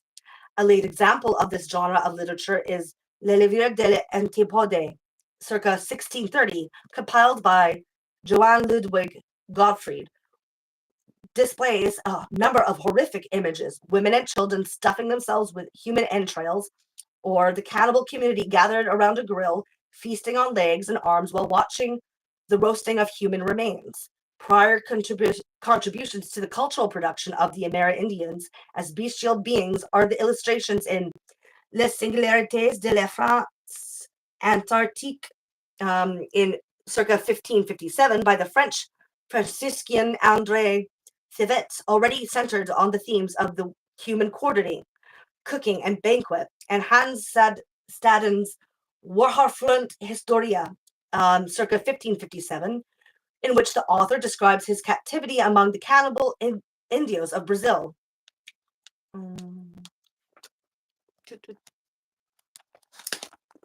Pictures. Come on.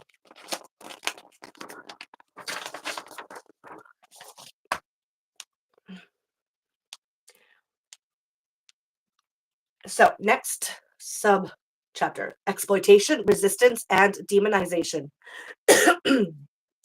A turning point in the anti-Indian propaganda and anti-idolatry campaign that accompanied the colonization process was the decision by the Spanish crown in the 1550s to introduce in the American colonies a far more severe system of exploitation.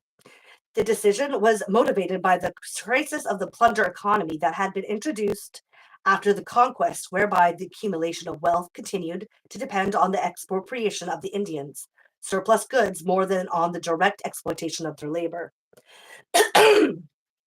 Until the 1550s, despite the massacres and the exploitation associated with the systems of the Encomienda, or the Spaniards had not completely disrupted the subsistence economies which they had found in the areas they colonized. Instead, they had relied for the wealth they accumulated on the tribute systems put into place by the Aztecs and Incas, whereby designated chiefs delivered them quotas of goods and labor supposedly compatible with the survival of their local economies. The tribute which the Spaniards exacted was much higher than that of the Aztecs and Incas had ever demanded of those they conquered, but it was still not sufficient to satisfy their needs. By the 1550s, they were finding it difficult to obtain enough labor for both the obrage, whatever that, meaning manufacturing workshops where goods were produced for the international market, and the exploitation of the newly discovered silver and mercury mines, like the legendary one at Potosi. The need to squeeze more work from the Aboriginal populations largely derived from the situation at home, where the Spanish crown was literally floating on the American bullion, which bought food and goods no longer produced in Spain. In addition, the plundered wealth financed the crown's European territorial expansion. This was so dependent on the continuous arrival of masses of silver and gold from the New World that by the 1550s, the crown was ready to undermine the power of the encomenderos in order to appropriate the bulk of the Indians' labor for the extraction of silver to be shipped to Spain. But resistance to colonization was mounting. It was in response to this challenge that both in Mexico and Peru, a war was declared indigenous cultures, paving the way to a draconian intensification of colonial rule. In Mexico, this turn occurred in 1562 when, by the initiative of the Provincial Diego de Landa, an anti-idolatry campaign was launched in the Yucatan Peninsula, in the course of which more than 4,500 people were rounded up and brutally tortured under the charge of practicing human sacrifices. They were then subjected to a well-orchestrated public punishment, which finished destroying their bodies and their morale. So cruel were the penalties inflicted, flogging so severe that they made the blood flow, years of enslavement in the mines, that many people died or remained unfit for work. Others fled their homes or committed suicide, so that work came to an end and the regional economy was disrupted. However, the persecution that Landa mounted was the foundation of a new colonial economy, since it signaled to the local population that the Spaniards were there to stay and that the rule of the old gods was over. In Peru, as well, the first large scale attack on diabolism occurred in the 1560s, coinciding with the rise of the Takiokoi movement, a native millenarian movement that preached against collaboration with the Europeans and for a pan Andean alliance of the local gods, known as Hokas, putting an end to colonization, attributing the defeat suffered and the rising mortality to the abandonment of the local gods. The Tokyokos encouraged people to reject the Christian religion and the names, food, clothing received from the Spaniards. They also urged them to refuse the tribute payments and labor drafts the Spaniards imposed on them, and to stop wearing shirts, hats, sandals, or any other clothes from Spain.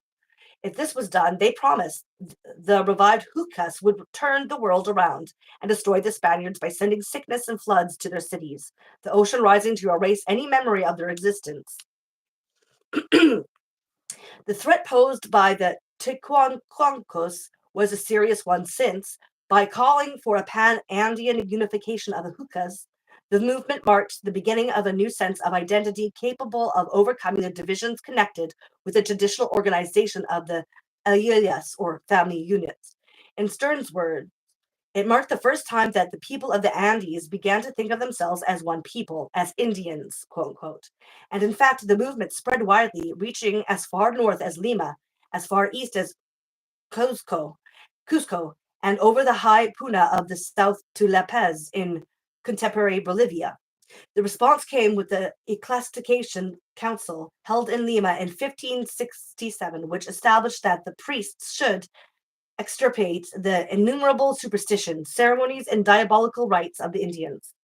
They were also to stamp out drunkenness, arrest witch doctors, and above all, discover and destroy shrines and talismans connected with the worship of the local gods, or hukas. These recommendations were repeated at the Synod in Quito in 1570, where again it was denounced that, quote, there are famous witch doctors who guard the hukas and converse with the devil, end quote. The hukas were mountains, springs, stones, and animals embodying the spirits of the ancestors. As such, they were collectively cared for, fed, and worshipped, for everyone recognized them as the main link with the land and with the agricultural practices central to economic reproduction. Women talked to them, as they apparently still do in some regions of South America, to ensure a healthy crop. Destroying them or forbidding their worship was to attack the community, its historical roots, people's relation to the land, and their intensely spiritual relation to nature. This was understood by the Spaniards, who, in the 1550s, embarked in a systematic destruction of anything resembling an object of worship. What Claude Baudez and Sidney Picasso write the anti-idolatry drive conducted by the Franciscans against the Mayas in the Yucatan, as also applies to the rest of Mexico and Peru. Idols were destroyed, temples burned, and those who celebrated native rites and practiced sacrifices were punished by death. Festivities such as banquets, songs, and dances, as well as artistic and intellectual activities such as painting, sculpture, observation of stars, hieroglyphic writing, suspected of being inspired by the devil, were forbidden, and those who took part in them mercilessly hunted down. This process went hand in hand with the reform demanded by the Spanish crown that increased the exploitation of indigenous labor to ensure a better flow of bullion into its coffers. Two measures were introduced for the purpose, both facilitated by the anti-adultery campaign. First, the quota of labor that the local chiefs had to provide for the mines and the obrages was vastly increased, and the enforcement of the new rule was placed under the supervision of a local representative of the crown, or corregidor, with the power to arrest and administer other forms of punishment in case of failure to comply. Further, a resettlement program, or reducciones, was introduced, removing much of the rural population into designated villages so as to place it under a more direct control. The destruction of the hukas and the persecution of the ancestors' religion associated with them was instrumental to both, since the reducciones gained strength from the demonization of the local worshipping sites.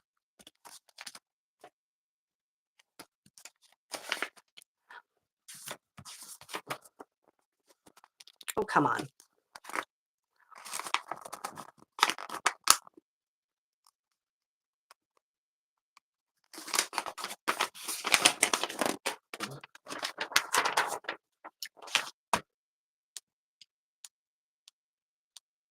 It was soon clear, however, that under the cover of Christianization, people continued to worship their gods in the same way as they continued to return to their milpas or fields after being removed from their homes.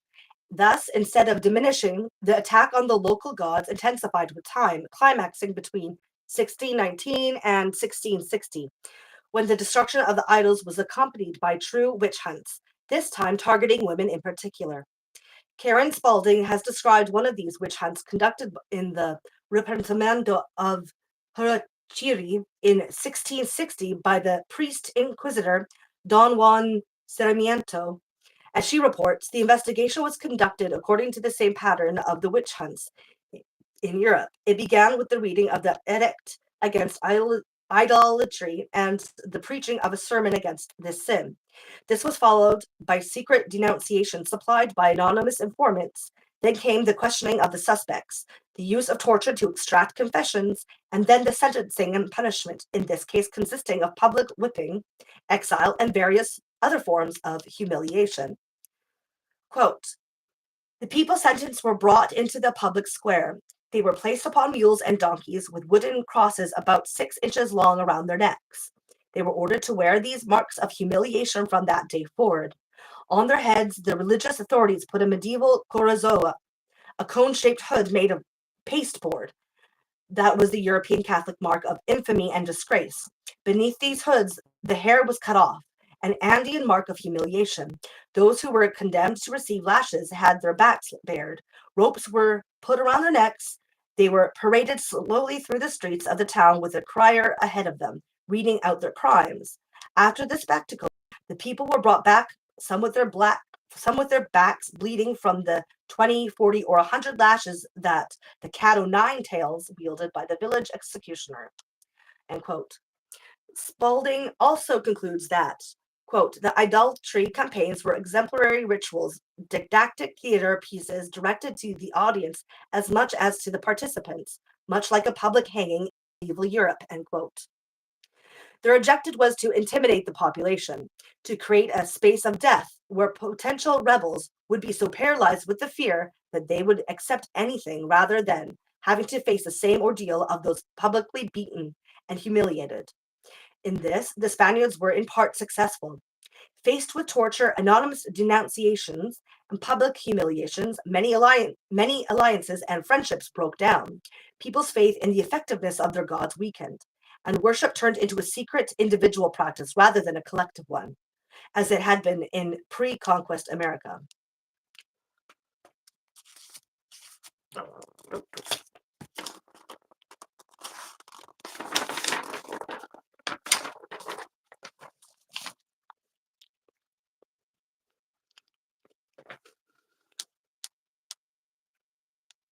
How deeply the social fabric was affected by these terror campaigns can be deduced, according to Spalding, from the changes that over time took place in the nature of the charges. While in the 1550s people could openly acknowledge theirs and their community's attachment to traditional religion, by the 1650s, the crimes of which they were accused revolved around witchcraft, a practice now presuming a secretive behavior, and they increasingly resembled the accusations made against witches in Europe.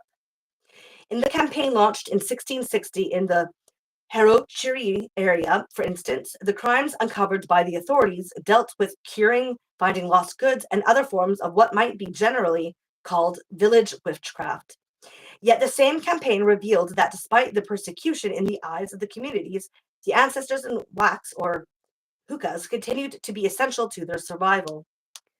Then we move on to women and witches in America.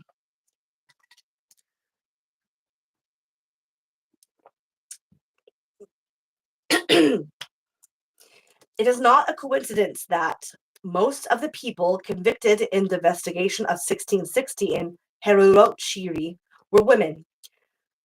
In the same way as women had been the main presence in the Taki and Koi movement, it was women who most strongly defended the old mode of existence and impose the new power structure, plausibly because they were also the ones who were most negatively affected by it. Women had held a powerful position in pre-Columbian societies, as reflected by the existence of many important female deities in their religions. Reaching an island off the coast of the Yucatan Peninsula in 1517, Hernandez de Cordoba named it the Isle Mujere because the temples they visited were contained numerous female idols. Pre-conquest American women had their organizations, their socially recognized spheres of activity, and while not equal to men, they were considered complementary to them in their contribution to family and society. In addition to being farmers, houseworkers and weavers in charge of producing the colorful clothes worn in everyday life, and during the ceremonies, they were potters, herbalists, healers, and priestesses at the service of household gods. In southern Mexico, in the region of Oaxaca, they were connected with the production of pulque maguey, a sacred substance to have been invented by the gods and associated with Mayahul, an earth mother goddess that was the focal point of peasant religion. But with the Spaniards' arrival, everything changed as they brought their baggage of misogynist beliefs and restructured the economy and political power in ways that favored men. Women suffered also at the hands of the traditional chiefs who, in order to maintain their power, began to take over the communal lands and expropriate the female members of the community from land use and water rights.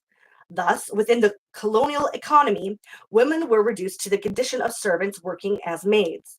For the comerendos, the priests, the corregidores, or as weavers or in the obrajes, women were also forced to follow their husband when they would have to do milta work in the mines, a fate that people recognized to be worse than death.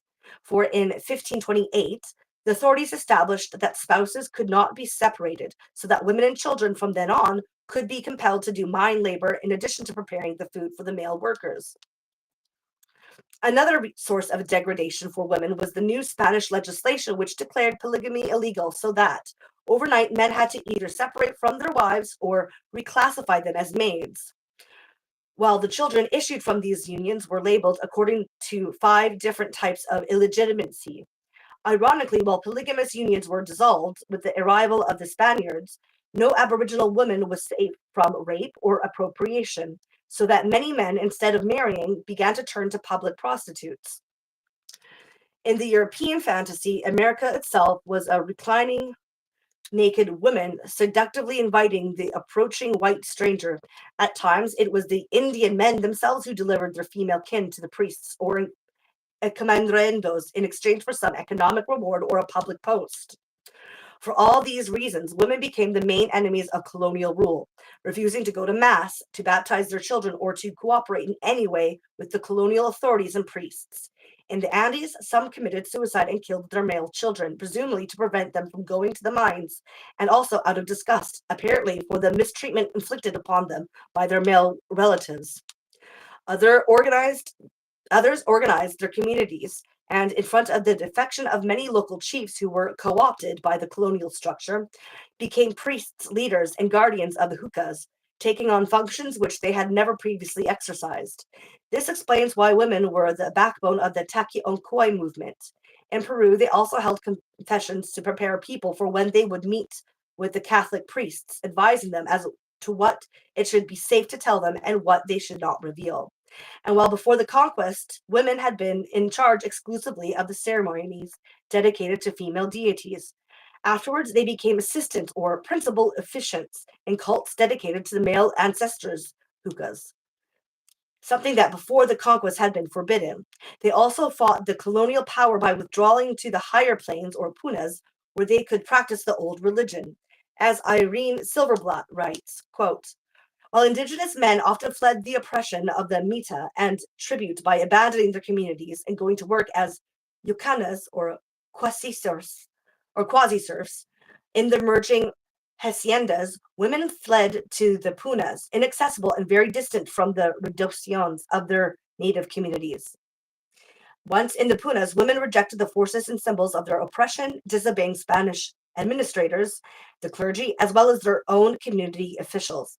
They also vigorously rejected the colonial ideology, which reinforced their oppression, refusing to go to Mass, participate in Catholic confessions, or learn Catholic dogma.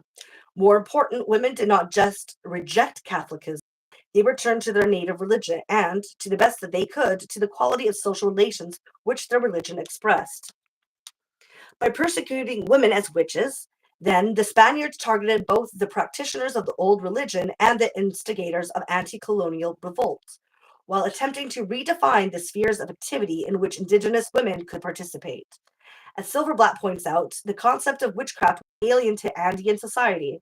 In Peru as well, as in every pre-industrial society, many women were specialists in medical knowledge, being familiar with the properties of herbs and plants, and they were also diviners. But the Christian notion of the devil was unknown to them.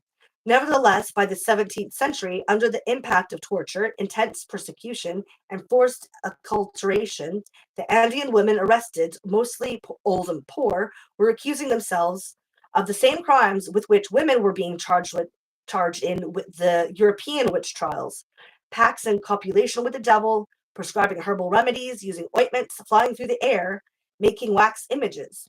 They also confessed to worshipping stones, mountains, and springs, and feeding the hookahs. Worst of all, they confessed to bewitching the authorities of or other men of power and causing them to die. As it was in Europe, torture and terror were used to force the accused to deliver other names so that the circles of their persecution became wider and wider. But one of the objectives of the witch hunt, the isolation of the witches from the rest of the community, was not achieved. The Andean witches were not turned into outcasts. On the contrary, they were actively sought for as comadres, and their presence was required in informal village reunions. For in the consciousness of the colonized, witchcraft, the maintenance of ancient traditions, and conscious political resistance became increasingly intertwined.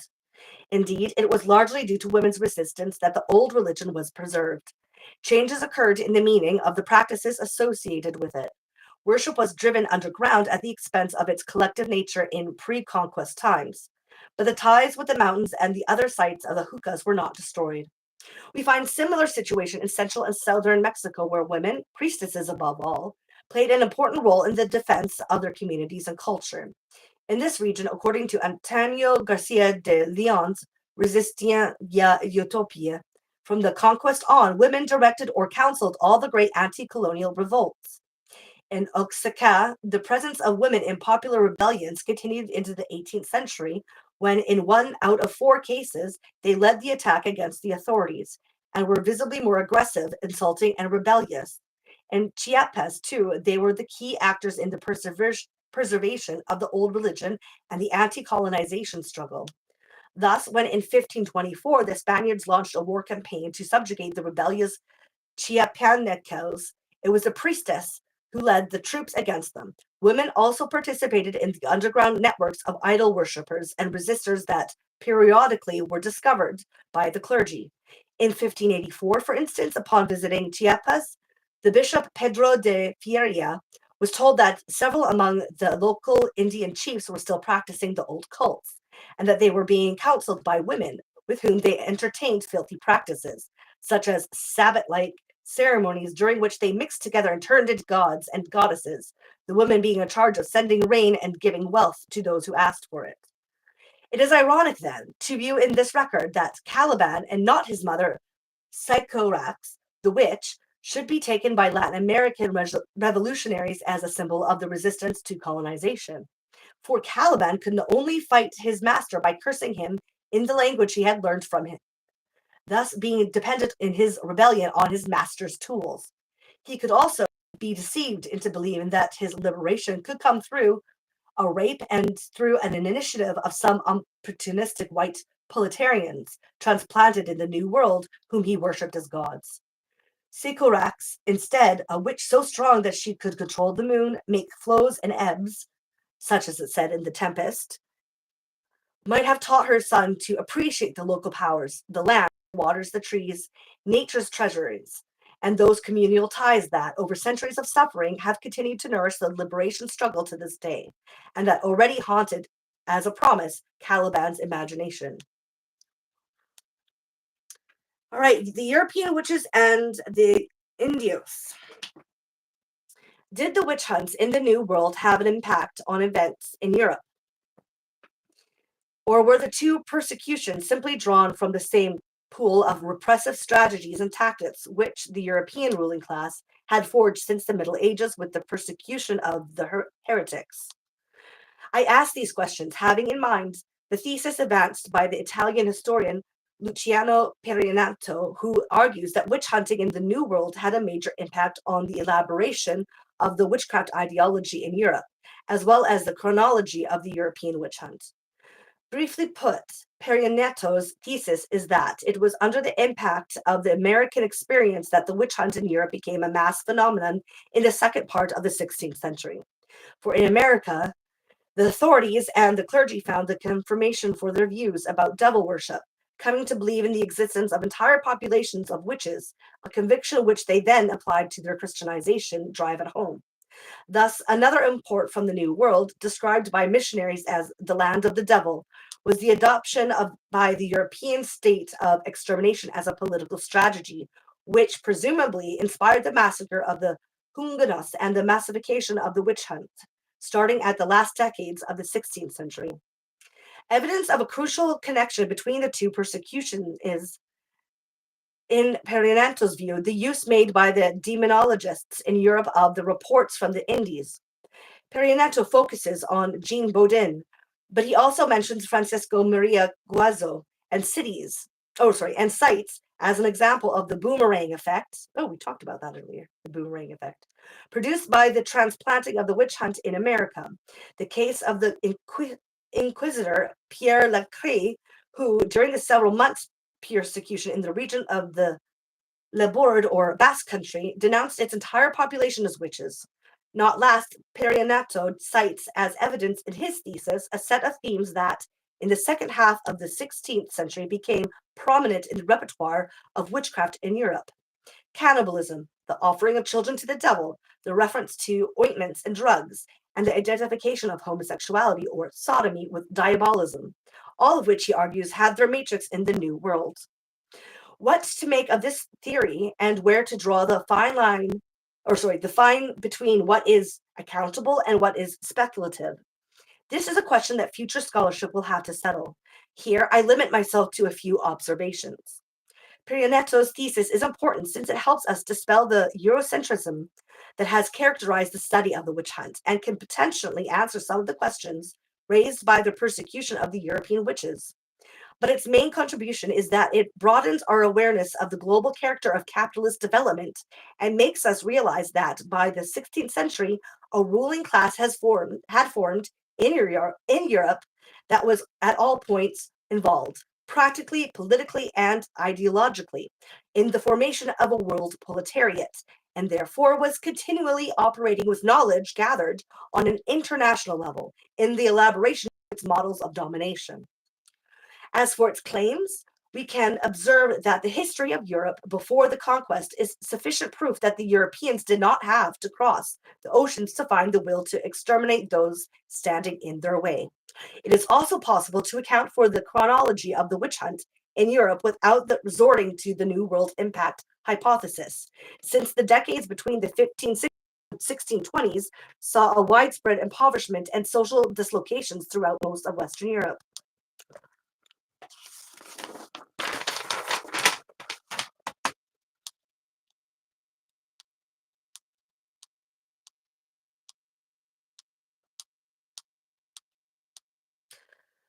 More suggestive in provoking a rethinking of the European witch hunt from the viewpoint of witch hunting in America are the thematic and the iconographic correspondences between the two. The theme of self-pointing is one of the most revealing, as the descriptions of the behavior of the Aztec or Incan priests on the occasion of human sacrifices evoke those found in some demonologies describing the preparations of the witches for the Sabbath.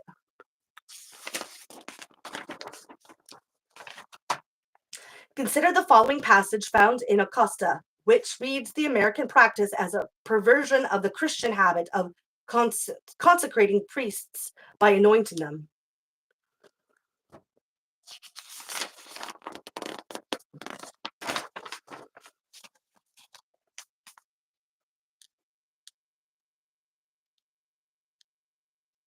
Quote, the idol priests in Mexico oint themselves in the following way. They greased themselves from the feet to the head, including the hair. The substance with which they stained themselves was ordinary tea, because from antiquity it was always an offering to their gods, and for this much worshipped. This was their ordinary greasing, except when they went to sacrifice, or went to the caves where they kept their idols, when they used a different greasing to give themselves courage. This grease was made of poisonous substances, frogs, salamanders, vipers. With this greasing, they could turn into magicians and speak with the devil, end quotes. Oh, come on.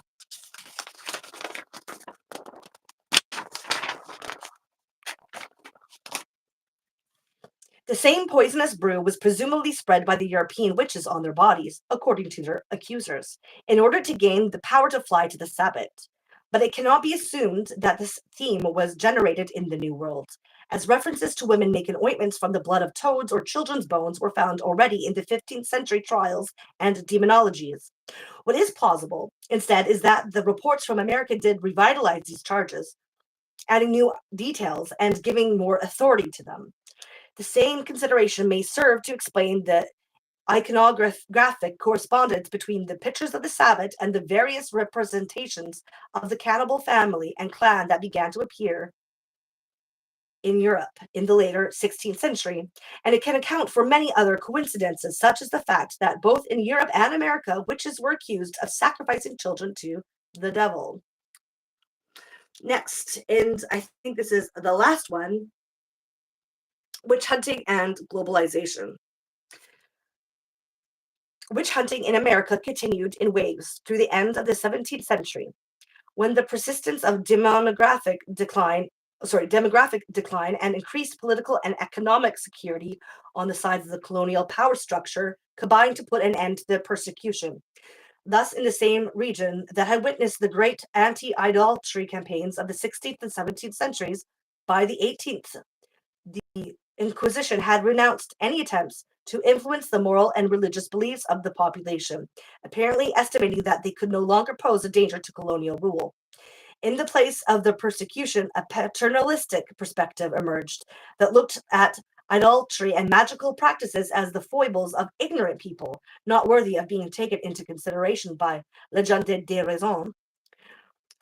On the preoccupation with devil worshipping would migrate to the developing slave plantations of Brazil, the Caribbean, and North America, where, starting with King Philip's Wars, the English settlers justified their massacres of the Native American Indians by labeling them as servants of the devil.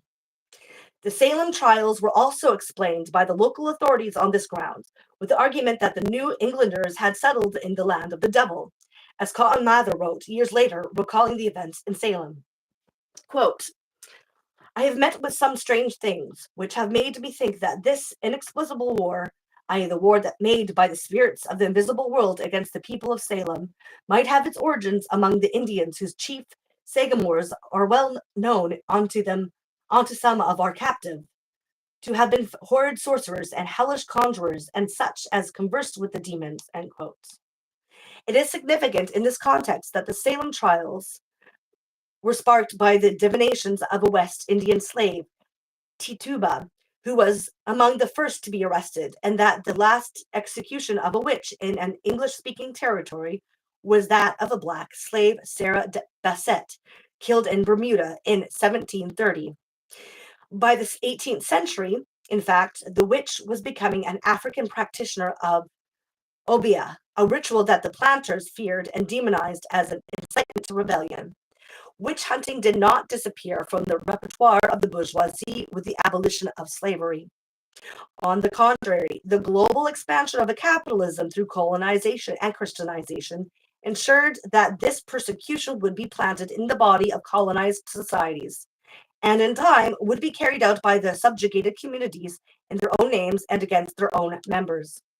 In the 1840s, for instance, a wave of witch burnings occurred in Western India. More women in this period were burned as witches than in the practice of sati. These killings occurred in the context of the social crisis caused both by the colonial authorities, attacks on the communities living in the forests, among whom women had a far higher degree of power than in the caste societies that dwelled in the plains, and the colonial devaluation of female power, resulting in the decline of the worship of female goddesses. Witch hunting also took hold in Africa, where it survives today as a key instrument of division in many countries, especially those once implicated in the slave trade, like Nigeria and Southern Africa. Here, too, witch hunting has accompanied the decline in the status of women brought about by the rise of capitalism and the intensifying struggle for resources, which in recent years has been aggravated by the imposition of the neoliberal agenda. As a consequence of the life and death competition for vanishing resources, scores of women, generally old and poor, had been hunted down in the 1990s in northern Transvaal, where 70 were burned in just in the first 4 months of 1994. 1994. Wow. Witch hunts have also been reported in Kenya, Nigeria, Cameroon in the 1980s and 1990s, concomitant with the imposition by the International Monetary Fund and the World Bank of the policy of structural adjustment, which has led to a new round of enclosures and caused an unprecedented impoverishment among the population. That's crazy. It almost makes it sound like it's just something that happens when you Right? do that. Right? That's fucked up. I know. I know, right? And it's so recent too. We don't think of that though, really. No, see, I knew about that, but I didn't realize it was because of another round of enclosures that had happened. It almost makes Oh it yeah, sound like, well yeah, no, that's what I mean. Like like it's happened, but it's interesting how it comes along with those enclosures, like, right, and so right, recently, yeah, yeah. yeah, I don't like that link, you know? right. In Ooh, Nigeria, by the 1980s, innocent girls were confessing to having killed dozens of people, while in other African countries, petitions were addressed to governments begging them to persecute more strongly the witches. Meanwhile, in South Africa and Brazil, older women were murdered by neighbors and kin under the charge of witchcraft. At the same time, a new kind of witch beliefs is present, presently developing, resembling that documented by Michael Tessig in Bolivia, whereby poor people suspected of nouveau riche, of having gained their wealth through illicit supernatural means, and accuse them of wanting to transform their victims into zombies in order to put them to work. The witch hunts that are presently taking place in Africa or Latin America are rarely reported in Europe and the United States. In the same way as the witch hunts of the 16th and 17th centuries for a long time were a little interest to historians. Even when they are reported, their significance is generally missed. So widespread is the belief that such phenomena belong to a far gone era and have nothing to do with us.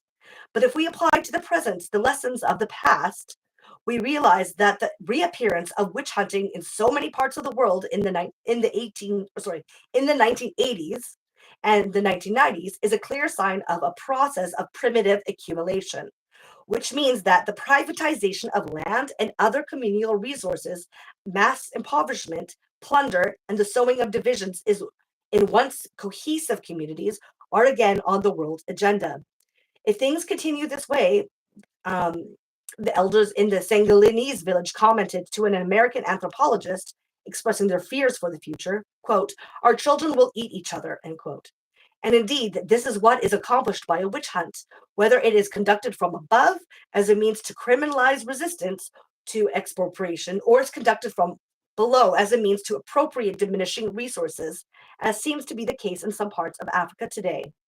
In some countries, this process still requires the mobilization of witches, spirits, and devils, but we should not delude ourselves that this is not our concern.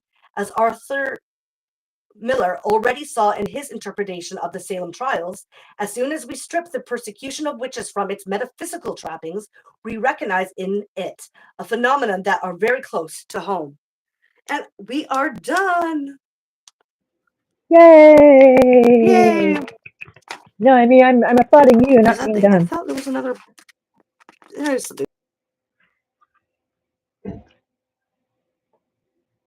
So, she took it exactly where I thought she was going with that. Yeah. Yeah. No, We and that's why finished the it's whole book. I feel so proud of ourselves. yay. I'm not surprised. It's very Yeah, nice. It's awesome though. Yeah. yeah. I It's just I interesting. just And she want to. does have another book that goes into a little bit of what's going on presently. I have it somewhere too. Okay. I was gonna Yeah, ask so what's the copyright on so this one one. time if we wanted to continue with that too, but it's very small. It's like this thick. It's very Mm, small read. yeah.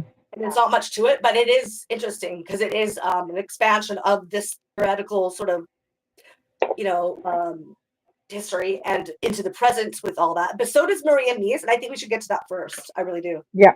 Okay. Because that one's a All lot right. more detailed out of the book. Oh yeah. Oh yeah. I Yeah. just wow. And that's Yeah. this is why it's so very frightening to me personally when we like you can't. I don't know what the copyright of the one we read is. I probably asked you that and I don't remember. But these days, obviously, we have Christian fundamentalists in charge of the government. So it's Yeah. not a hard, not exactly a hard sell to say like. What she said something about basically where there are demons, where people believe in demons or witch hunts. It's like yeah. So like I see somebody on the White House lawn speaking in tongues. That makes me very nervous. You know. Um, Yeah. Hmm. Yeah, and I find it interesting too because like oh, there was some sort of correlation. Now I can't. Something to do with Canada and the native populations here in comparison. And I forget. I had it in my head. I can't hmm. remember now. It'll Yeah, come back to okay. you. Let me know. It might come back to me. There was some sort of correlation that with how with societies, with the different societies and stuff like that when it comes to. And remember, I think I've said this before too, where a lot of the times within indigenous societies that the reason why appropriating colonial sort of structures really flipped the switch between matriarchal sort of like focused religions and beliefs to very patriarchal ones. Uh-huh. And so like I don't think that when it comes, I don't see that's why I don't believe also in the whole naturalization of those like societies, the social like power dynamics. I don't, because it only comes through certain like very destructive societies gobbling up and eating the smaller ones, right? So, and it's interesting too because you have a lot of the same things happening in Canada when it comes to the chiefs of different native communities here, Uh-huh. where they take all the money for themselves and the whole society has lived in squalor, but it's because they're able to co-opt just one man to being the chief and being Right. the spokesperson for colonial rule. And so that's also very interesting too, right? Because that's still what Right. happens now with the Indian Act here, anyways, in Canada. It's a little different, I know, in the United States. I'm talking about Canada because Yeah. we signed treaties, but the treaties are signed and given power to the chiefs, and the chiefs pretty much just take money that they're given, and they live good, and then everything else is a squatter. But that way they keep the any sort of resistance and any sort of a cohesion and community like down to help Uh-huh. out the colonial rule of Canada, right? Do Well, you see what yeah, I'm saying?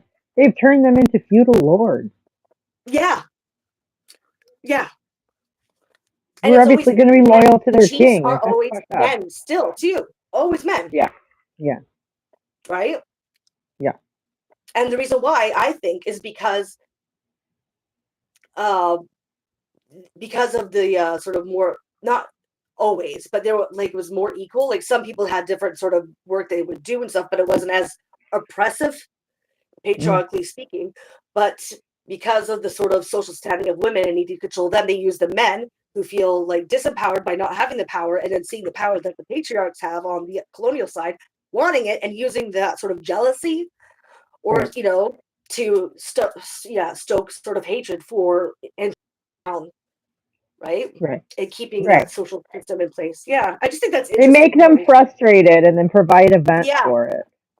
which is interesting because that's sort of how it works now with even just our culture with like those manosphere, Oh yeah.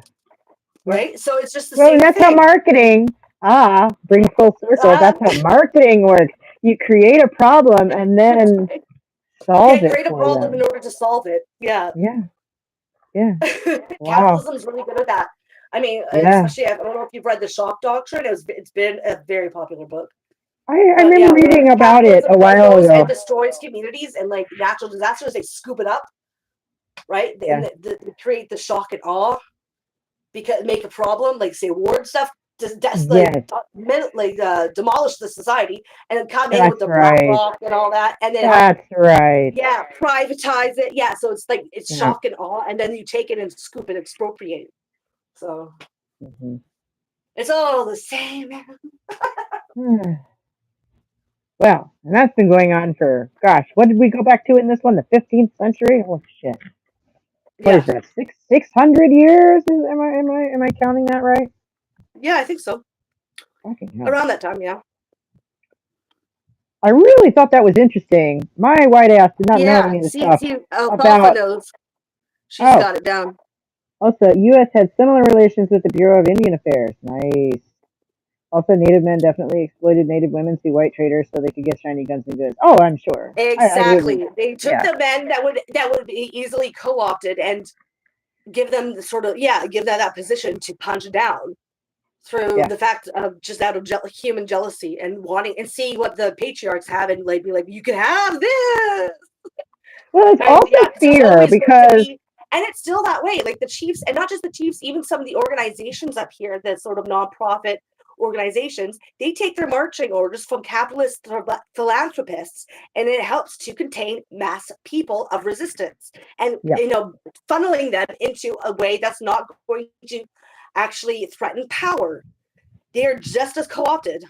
yeah. So it's just And over and over it's again the also same fear sort of though. tactic. It's also fear though. It's greed and fear. It's like two of the worst because like on a good Oh day yeah, you're feeling yeah, on a good day you're feeling greedy. You're like, yeah, I got this shit on lock. And then on a bad day you're scared. So if you go against them, yeah. they'll just knock you down with everybody else and take all your shit away. Exactly. So you throw everyone else under the bus to get it in a position Right. where you're not them. Same Right. strategy that's going on with the refugees issue. They're locking, detaining, and I'm just like, dude, you realize that you're cheering this on. They're coming for you next. like, I you are was not part of the recently club. You are not part of their fucking like class. yeah. What are you doing? They will get you at the end. Oh So my you gosh, can that have your might be the fun greatest. now, laugh it all up because you're going to be behind those bars sooner or later. Yeah.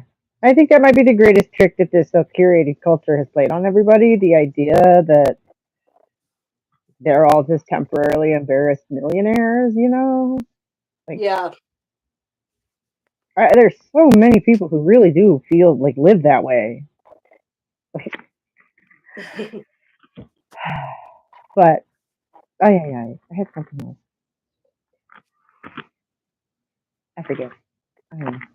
Maybe it'll come back. Anyway. Oh, yeah. Maybe.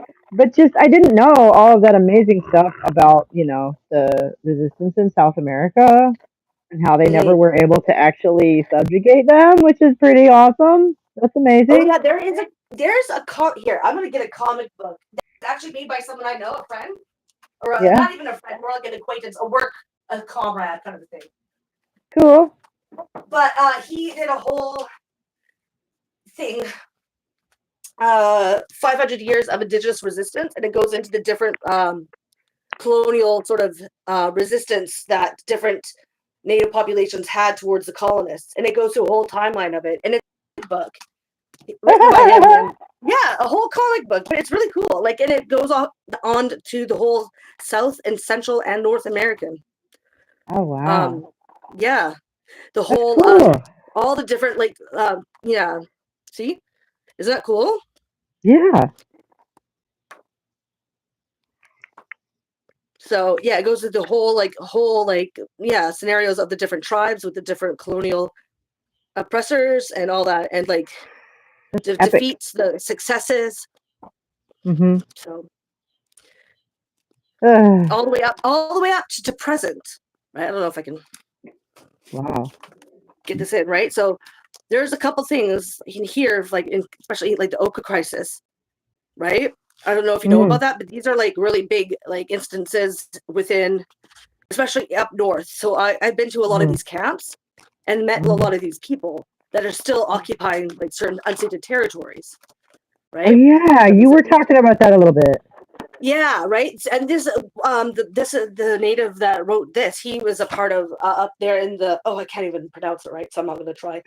But it's about in the same area where there was this massive mine tailing spill, and now they're trying to put up more mines up there, and so there's been an occupation of resistance up there with that area. Yeah, just really good stuff. Really good stuff. It's a little Good. promotion, I guess I could say. Yeah, no, it's great. Good You stuff. want to find it on Amazon. If anyone's interested, it's really good and it's colorful. Everybody likes graphic novels. Ooh, I need this comic, says Alfalfa. Yeah. Right? It's really good. Everybody likes a good graphic novel, right? Well, that's what this is actually, there's a book of the same name, but he made it a Yeah. graphic novel because of like just how society is now. A lot of people aren't very text heavy and happy to read Right. text heavy shit. So he figured, Gord Hill, that's his name. He figured if he could make like a comic book out of it or a graphic novel, then people, the younger generation, would be more, more prone to like read it, right, rather than the text Yeah. which they're probably like, nah, No, right? yeah. Totally. That's one of my pet peeves, though. Like, a comic is a graphic, and a novel is a book. They mean the same thing. I know. I don't even know. I just like comic graphic novel. I don't know. Whatever you want to call it. I'm still on the camera. What do you need, honey? When is the Grand Friends Day? That's the 29th? It'll be on the website, on the calendar. I don't want to go online. I want to Well, later. go Love you.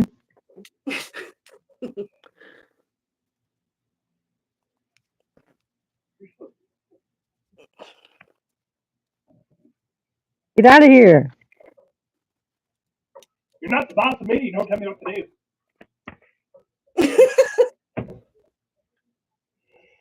Well, if Brad. you're not the boss of him, why is he deferring you to like you're the boss? Wait, he came to ask me when this thing was. Right? I Like, well, don't that's know. confusing. I don't know. I've been putting off writing in my calendar, filling in my calendar for this last week or so because I actually, like I say, all of a sudden I have a writing deadline and I have scenes to make and stuff. So like, holy shit! Mm-hmm. Oh my god! I'm Did I? trying to think. I'm trying to think. When's the next time I'm going camping? Just so you know, I'm not. Yeah, that would be good to talk about in advance. Yeah. So, because I'm going to be gone. I'm going on the 29th, which I think is a Friday, but I might not be Okay. not coming back till that Wednesday. I'm going to be gone till Friday to the Wednesday. So 29th, I think, to the 3rd. And I think the Wednesday's on the 3rd. I just don't know if it's one of our days or not. Yeah, that's what I would need to look at. Oh, Yeah, so if okay. it's not, we can like work around that. I'll look at the calendar. I'll actually just pull it out because I'm not Yeah, gonna because I get would a have liked to scene do that now, written. except for I'm here with my phone, and that's where my Right, calendar is on my right. phone. My calendar is in the house, and the website I would probably go to on my phone, and like, yeah. Oh, you know what? So Maybe I can I'll use my just tablet. Hold on. I might have a okay, tablet here. I'm an idiot. okay. Okay, hold on. Just remembered I do have a tablet. Don't talk to yourself that way. Oh, it's okay. I break myself all the time. I need it. I need It's a to. bad habit. I gotta have it. I don't want to take it from anyone else, so I'll be the one to do that. Yeah, so it's not gonna be next week, the next week after. So that is supposed to be the time when we're doing something. So do you want to wait till the week after that, or do you want to do something next week, next Wednesday? I think I'd just rather do next week if you don't mind. I can do next week. We can start reading Okay. Maria Mies. Yeah, because I'm excited to get into that. Okay, then it's done. We're doing it. Sweet. Anybody who's still Yeah. watching, check this space next week, y'all. Yeah, and then every other week after that. But Right. Not just next week. Oh, but so yeah, I was gonna say, did I tell you I added another scene to the part of the book that you've already read? What? I know. Why would you do that to me? Now I don't know the scene in my repertoire. It is the day at the beach. I like beach scenes. No, you can. You're permitted to read it. I mean, if you still have access to the file, it's in there. Oh shit, I don't even know if I do. I might have Well, if you removed. want, I can resend you the link. That is Or not you a could just do problem. that. You could do Yeah, that. that's not Because a I don't want to problem at just go all. through all my emails, you know how much shit's in there. And I probably have already like put it in the dumpster because like I'm constantly Yeah. having to try to figure out what I need, what I don't. Oh my gosh. 'Cause Yeah, I gave up on that so I long don't pay ago. for my email and I don't ever want to. And my Yeah, space keeps getting real close and they keep on reminding me like, you want to pay for more space? I'm like, fuck no. that's such a familiar predicament. Um, Yeah. but yeah, it's the where she gets the sunburn, and then I think I wanted to actually ask you about this. I guess because you're the one person who's read the whole bit, the whole that whole section. They Hmm. meant there's like a mention. Maybe I don't know if you remember this. There's a mention of a science experiment that then never actually gets done, uh, which kind of feels like a loose end to me. I don't know if anybody else gives a shit. Yeah, maybe that would be. Yeah, I don't really. I kind of remember, but don't remember. Okay. Like, I don't think I like. If it didn't finish, then it didn't like in my head. But I guess that's Yeah. also I haven't finished the book, so I thought maybe it didn't seem like a loose end because it wasn't ended. So Oh, maybe it okay. would seem like a loose end if it was. You know what I mean? So maybe yeah. I'll Right. just give it to me and I'll read it. I'll read Okay. it all Okay. again. Okay. Oh, okay. That's great. Um, and yeah, just it's there's a science experiment that gets mentioned, and I'm thinking of just turning it into something else that I can actually write then and put like foreshadowing in and whatever, and do Yeah, things we like do things foreshadowing. with. That's fine. Yeah. So then we eliminate that loose end and turn it into something. Yeah, which is good. We like we stand. Right. We stand that. I stand I that. just I worry that it's getting a bit long, but that's me probably. I don't know. Well, even if it does get a little bit long, once you have an editor, that will be part of the editing process if it's too over bloated. I know, I know. And I'm waiting for them to come to me and say, "Hey, do we need this scene?" And I'll be like, "Yes, it does this, this, and this." Well, then that means that it's not wasted. It just because it's long doesn't make it that Right. doesn't make it over bloated, right? It's over But yeah, bloated no, if I there's a bunch try to of have useless things, though. a minimum of 3 things that every scene accomplishes. Every scene has to Mm-hmm. accomplish at least 3 things, not the same 3 things, but Yeah. like No, I that's understand what you're my saying. standard. So I worry about that honestly. Some editor might come to me and be like, "We could lose this, and we could lose this, and we could lose that." I'm like, "Well, That's I don't usually know." only for things that don't follow a continuum. When Mm, like usually it has to do with some sort of just very basic characterization, or not mhm. doesn't even that's already been established even. So it Right, just it's right, right. overbloat that they cut overbloat, which doesn't Or really like go anywhere. the "kill your darlings" thing. I don't know if you've heard that. It's a very common saying in writing circles. Which is basically, that scene that you wrote that you love that serves no purpose, it needs to get cut. And I'm like, what scene is that? You'd be What did I just surprised. sit? I mean, I guess, but speaking for myself, like, what scene did I sit down and spend an entire day on? It has happened, but it happened. They got cut way before. You know what I Yeah. mean? Like that. They Yeah, if see, it doesn't what connect to Tim to anything, you it's might be gone. different, but you seem to have a grasp on how literacy works and like story writing does.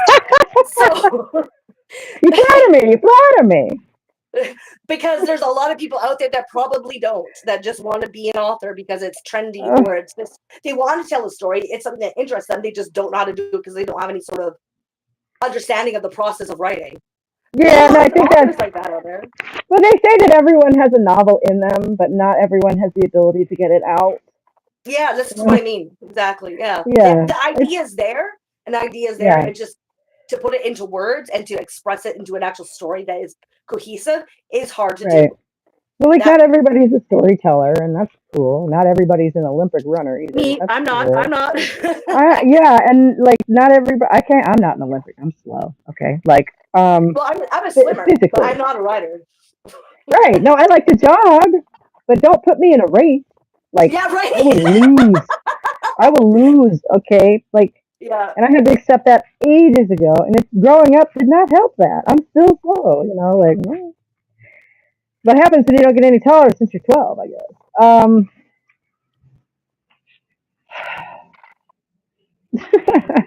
Like, yeah, not everybody's good at everything. Is all I'm saying. Yeah.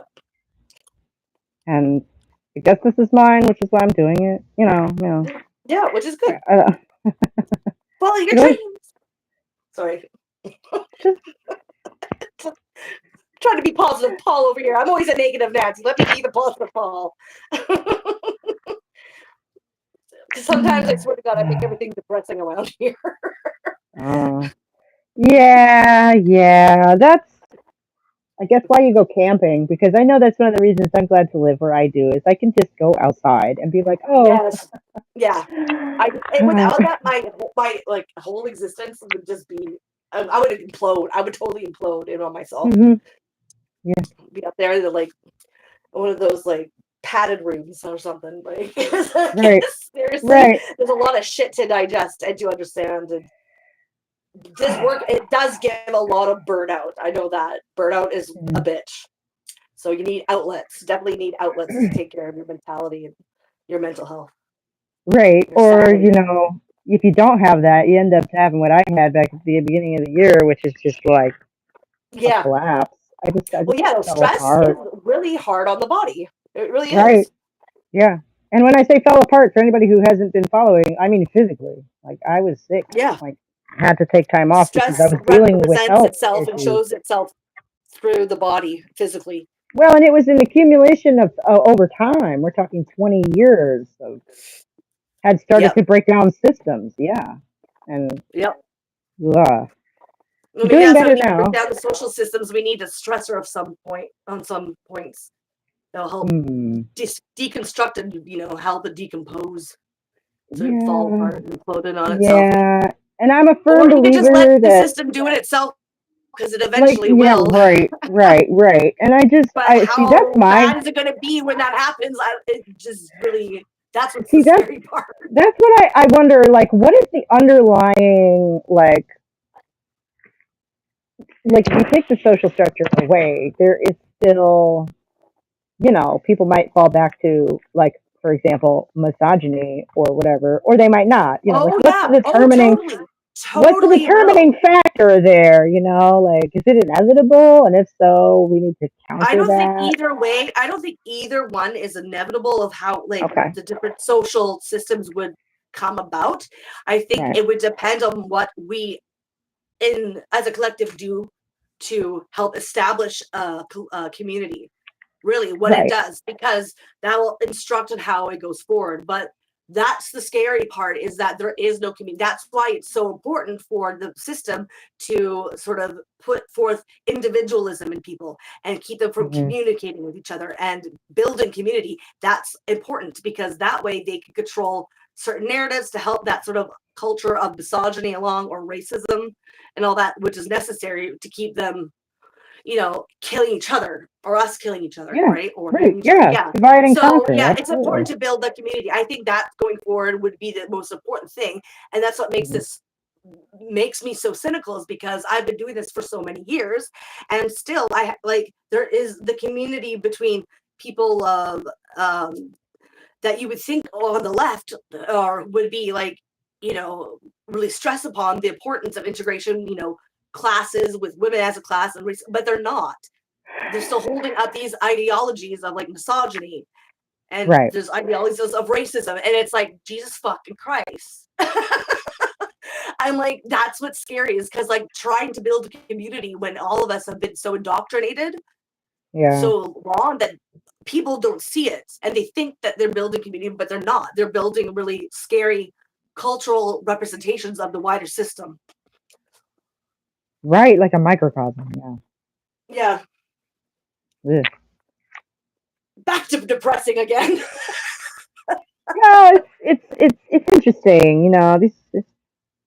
I don't know. I definitely have more emotional resilience also than I did 6 months ago. Oh, that's good though. You need that. Yeah. Well, it's like you're rooted in your body or something. Well, Yeah. It's almost like the body is important. The material body is important. Imagine that. yeah. We're not just Imagine. homunculus behind like, a computer screen in your brain. Oh my goodness, I saw somebody, I wish I could remember who it was, a YouTuber who I like, refer to herself as a riding in a meat suit. And I was just like, oh my God. No, that's the worst thought process, is the meat suit. Yes, like, oh my You're God, not a meat Cartesian, soup. You are the meat soup. It's not a Cartesian dualism spin, lives. Cartesian dualism lives. Oh my God, like, right? It's so I, unhealthy to think that way. We are no, and our body's meat suit. I think I remember Oh, who this was too, and she's an atheist YouTuber.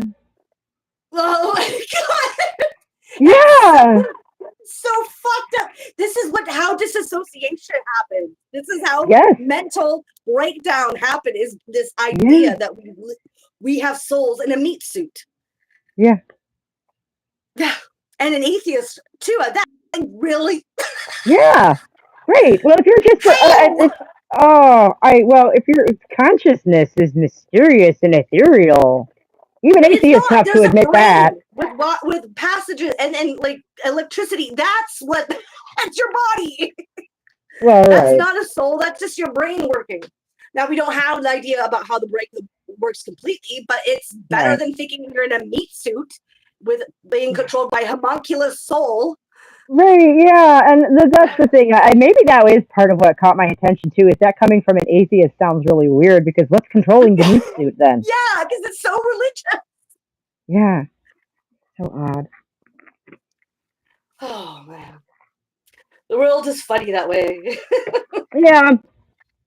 Well, it's okay. She's an atheist who is like doing atheist spirituality, which is fascinating, but um, that might be hard to maintain long term without developing Yeah, I some would think pretty so. serious How does that even cognitive work? dissonance. That's almost oxymoronic. Well, she uses the Almost. term spirituality in like a psychological way, if that makes Oh, sense. okay. Yeah. She's not talking literal spirits at all. I But would say I would more or less use a holistic instead of spiritual. But yeah, yeah, that might be. I just wonder sometimes, I think people underestimate the power of words. yeah, they do. That eventually, if you repeat this word to yourself often enough, I feel like the metaphor begins Self-fulfilling to fall prophecy or away. mantra. Yeah. Yeah. Yeah, like the secondary meanings begin to fall away, and you're left with just the root Well, of even some so look at it's transgenderism. Trans women yeah. are women. It's a slogan. It's sloganeering. It doesn't mean anything. But the people don't. They believe it, but they don't even know what that is. When you break it Oh, down, right, but they still right. Which full-heartedly believe that, and it's like, how? The only way is that you obviously turned your brain off. right. So what's a woman then? Is the obvious question. Fuck Matt Walsh and that stupid movie. I'm so angry still at those damn conservatives for I don't know. I'm more angry at the Democrats, the liberals for giving it to them. Yeah. And just making this a conservative like Oh, I know. I know. Because it helps box in this sort of idea of like what it helps keep you binded in that thus this far thus no further mentality where like it's already this extreme on this side and it's this on this side and there's no if you're associated with this way of thinking then you're this like right, no, biology is real. It's not a conservative fucking belief.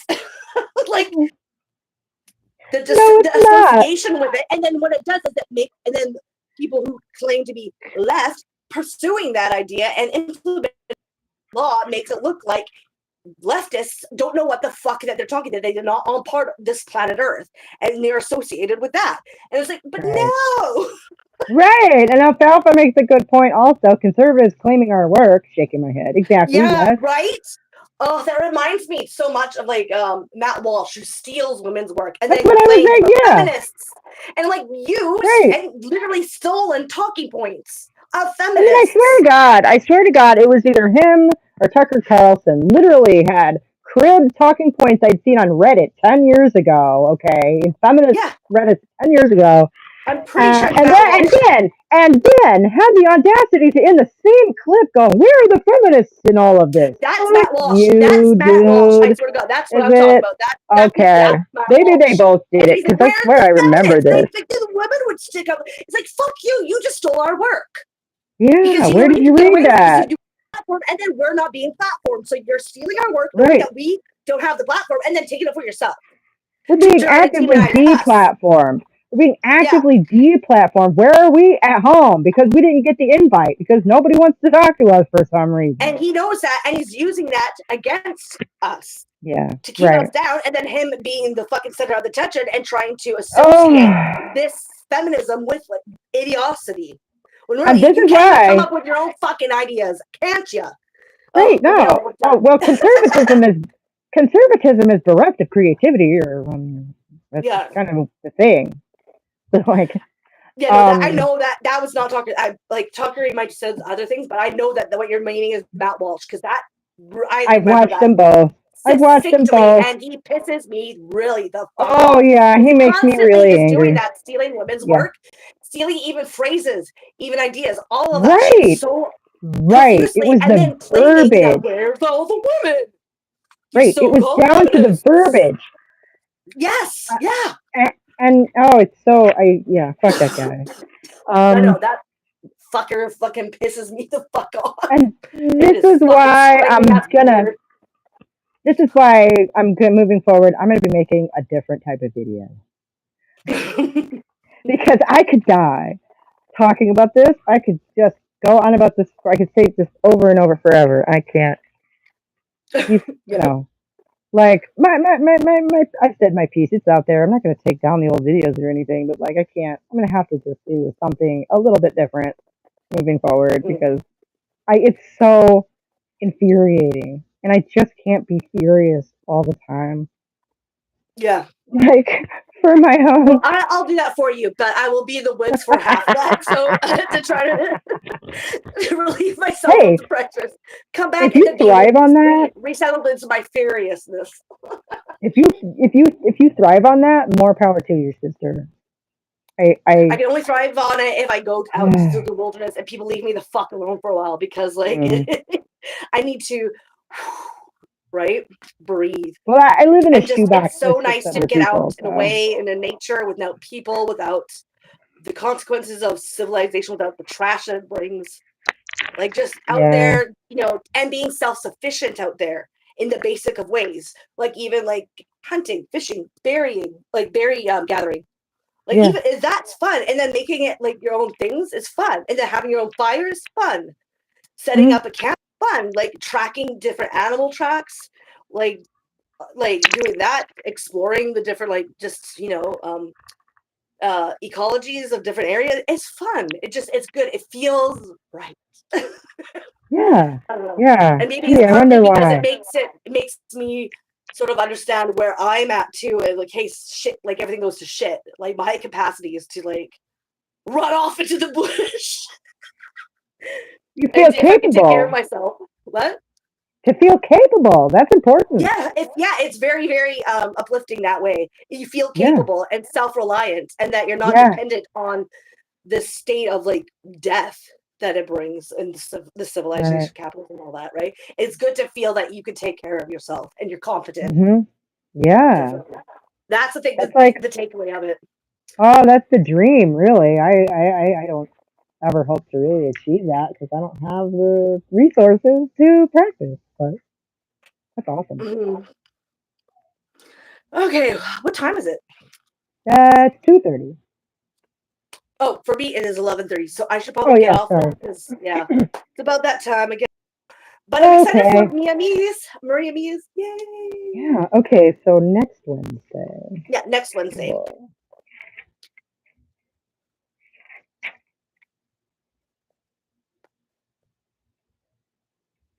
Just gonna make a big note of that. Okay, good.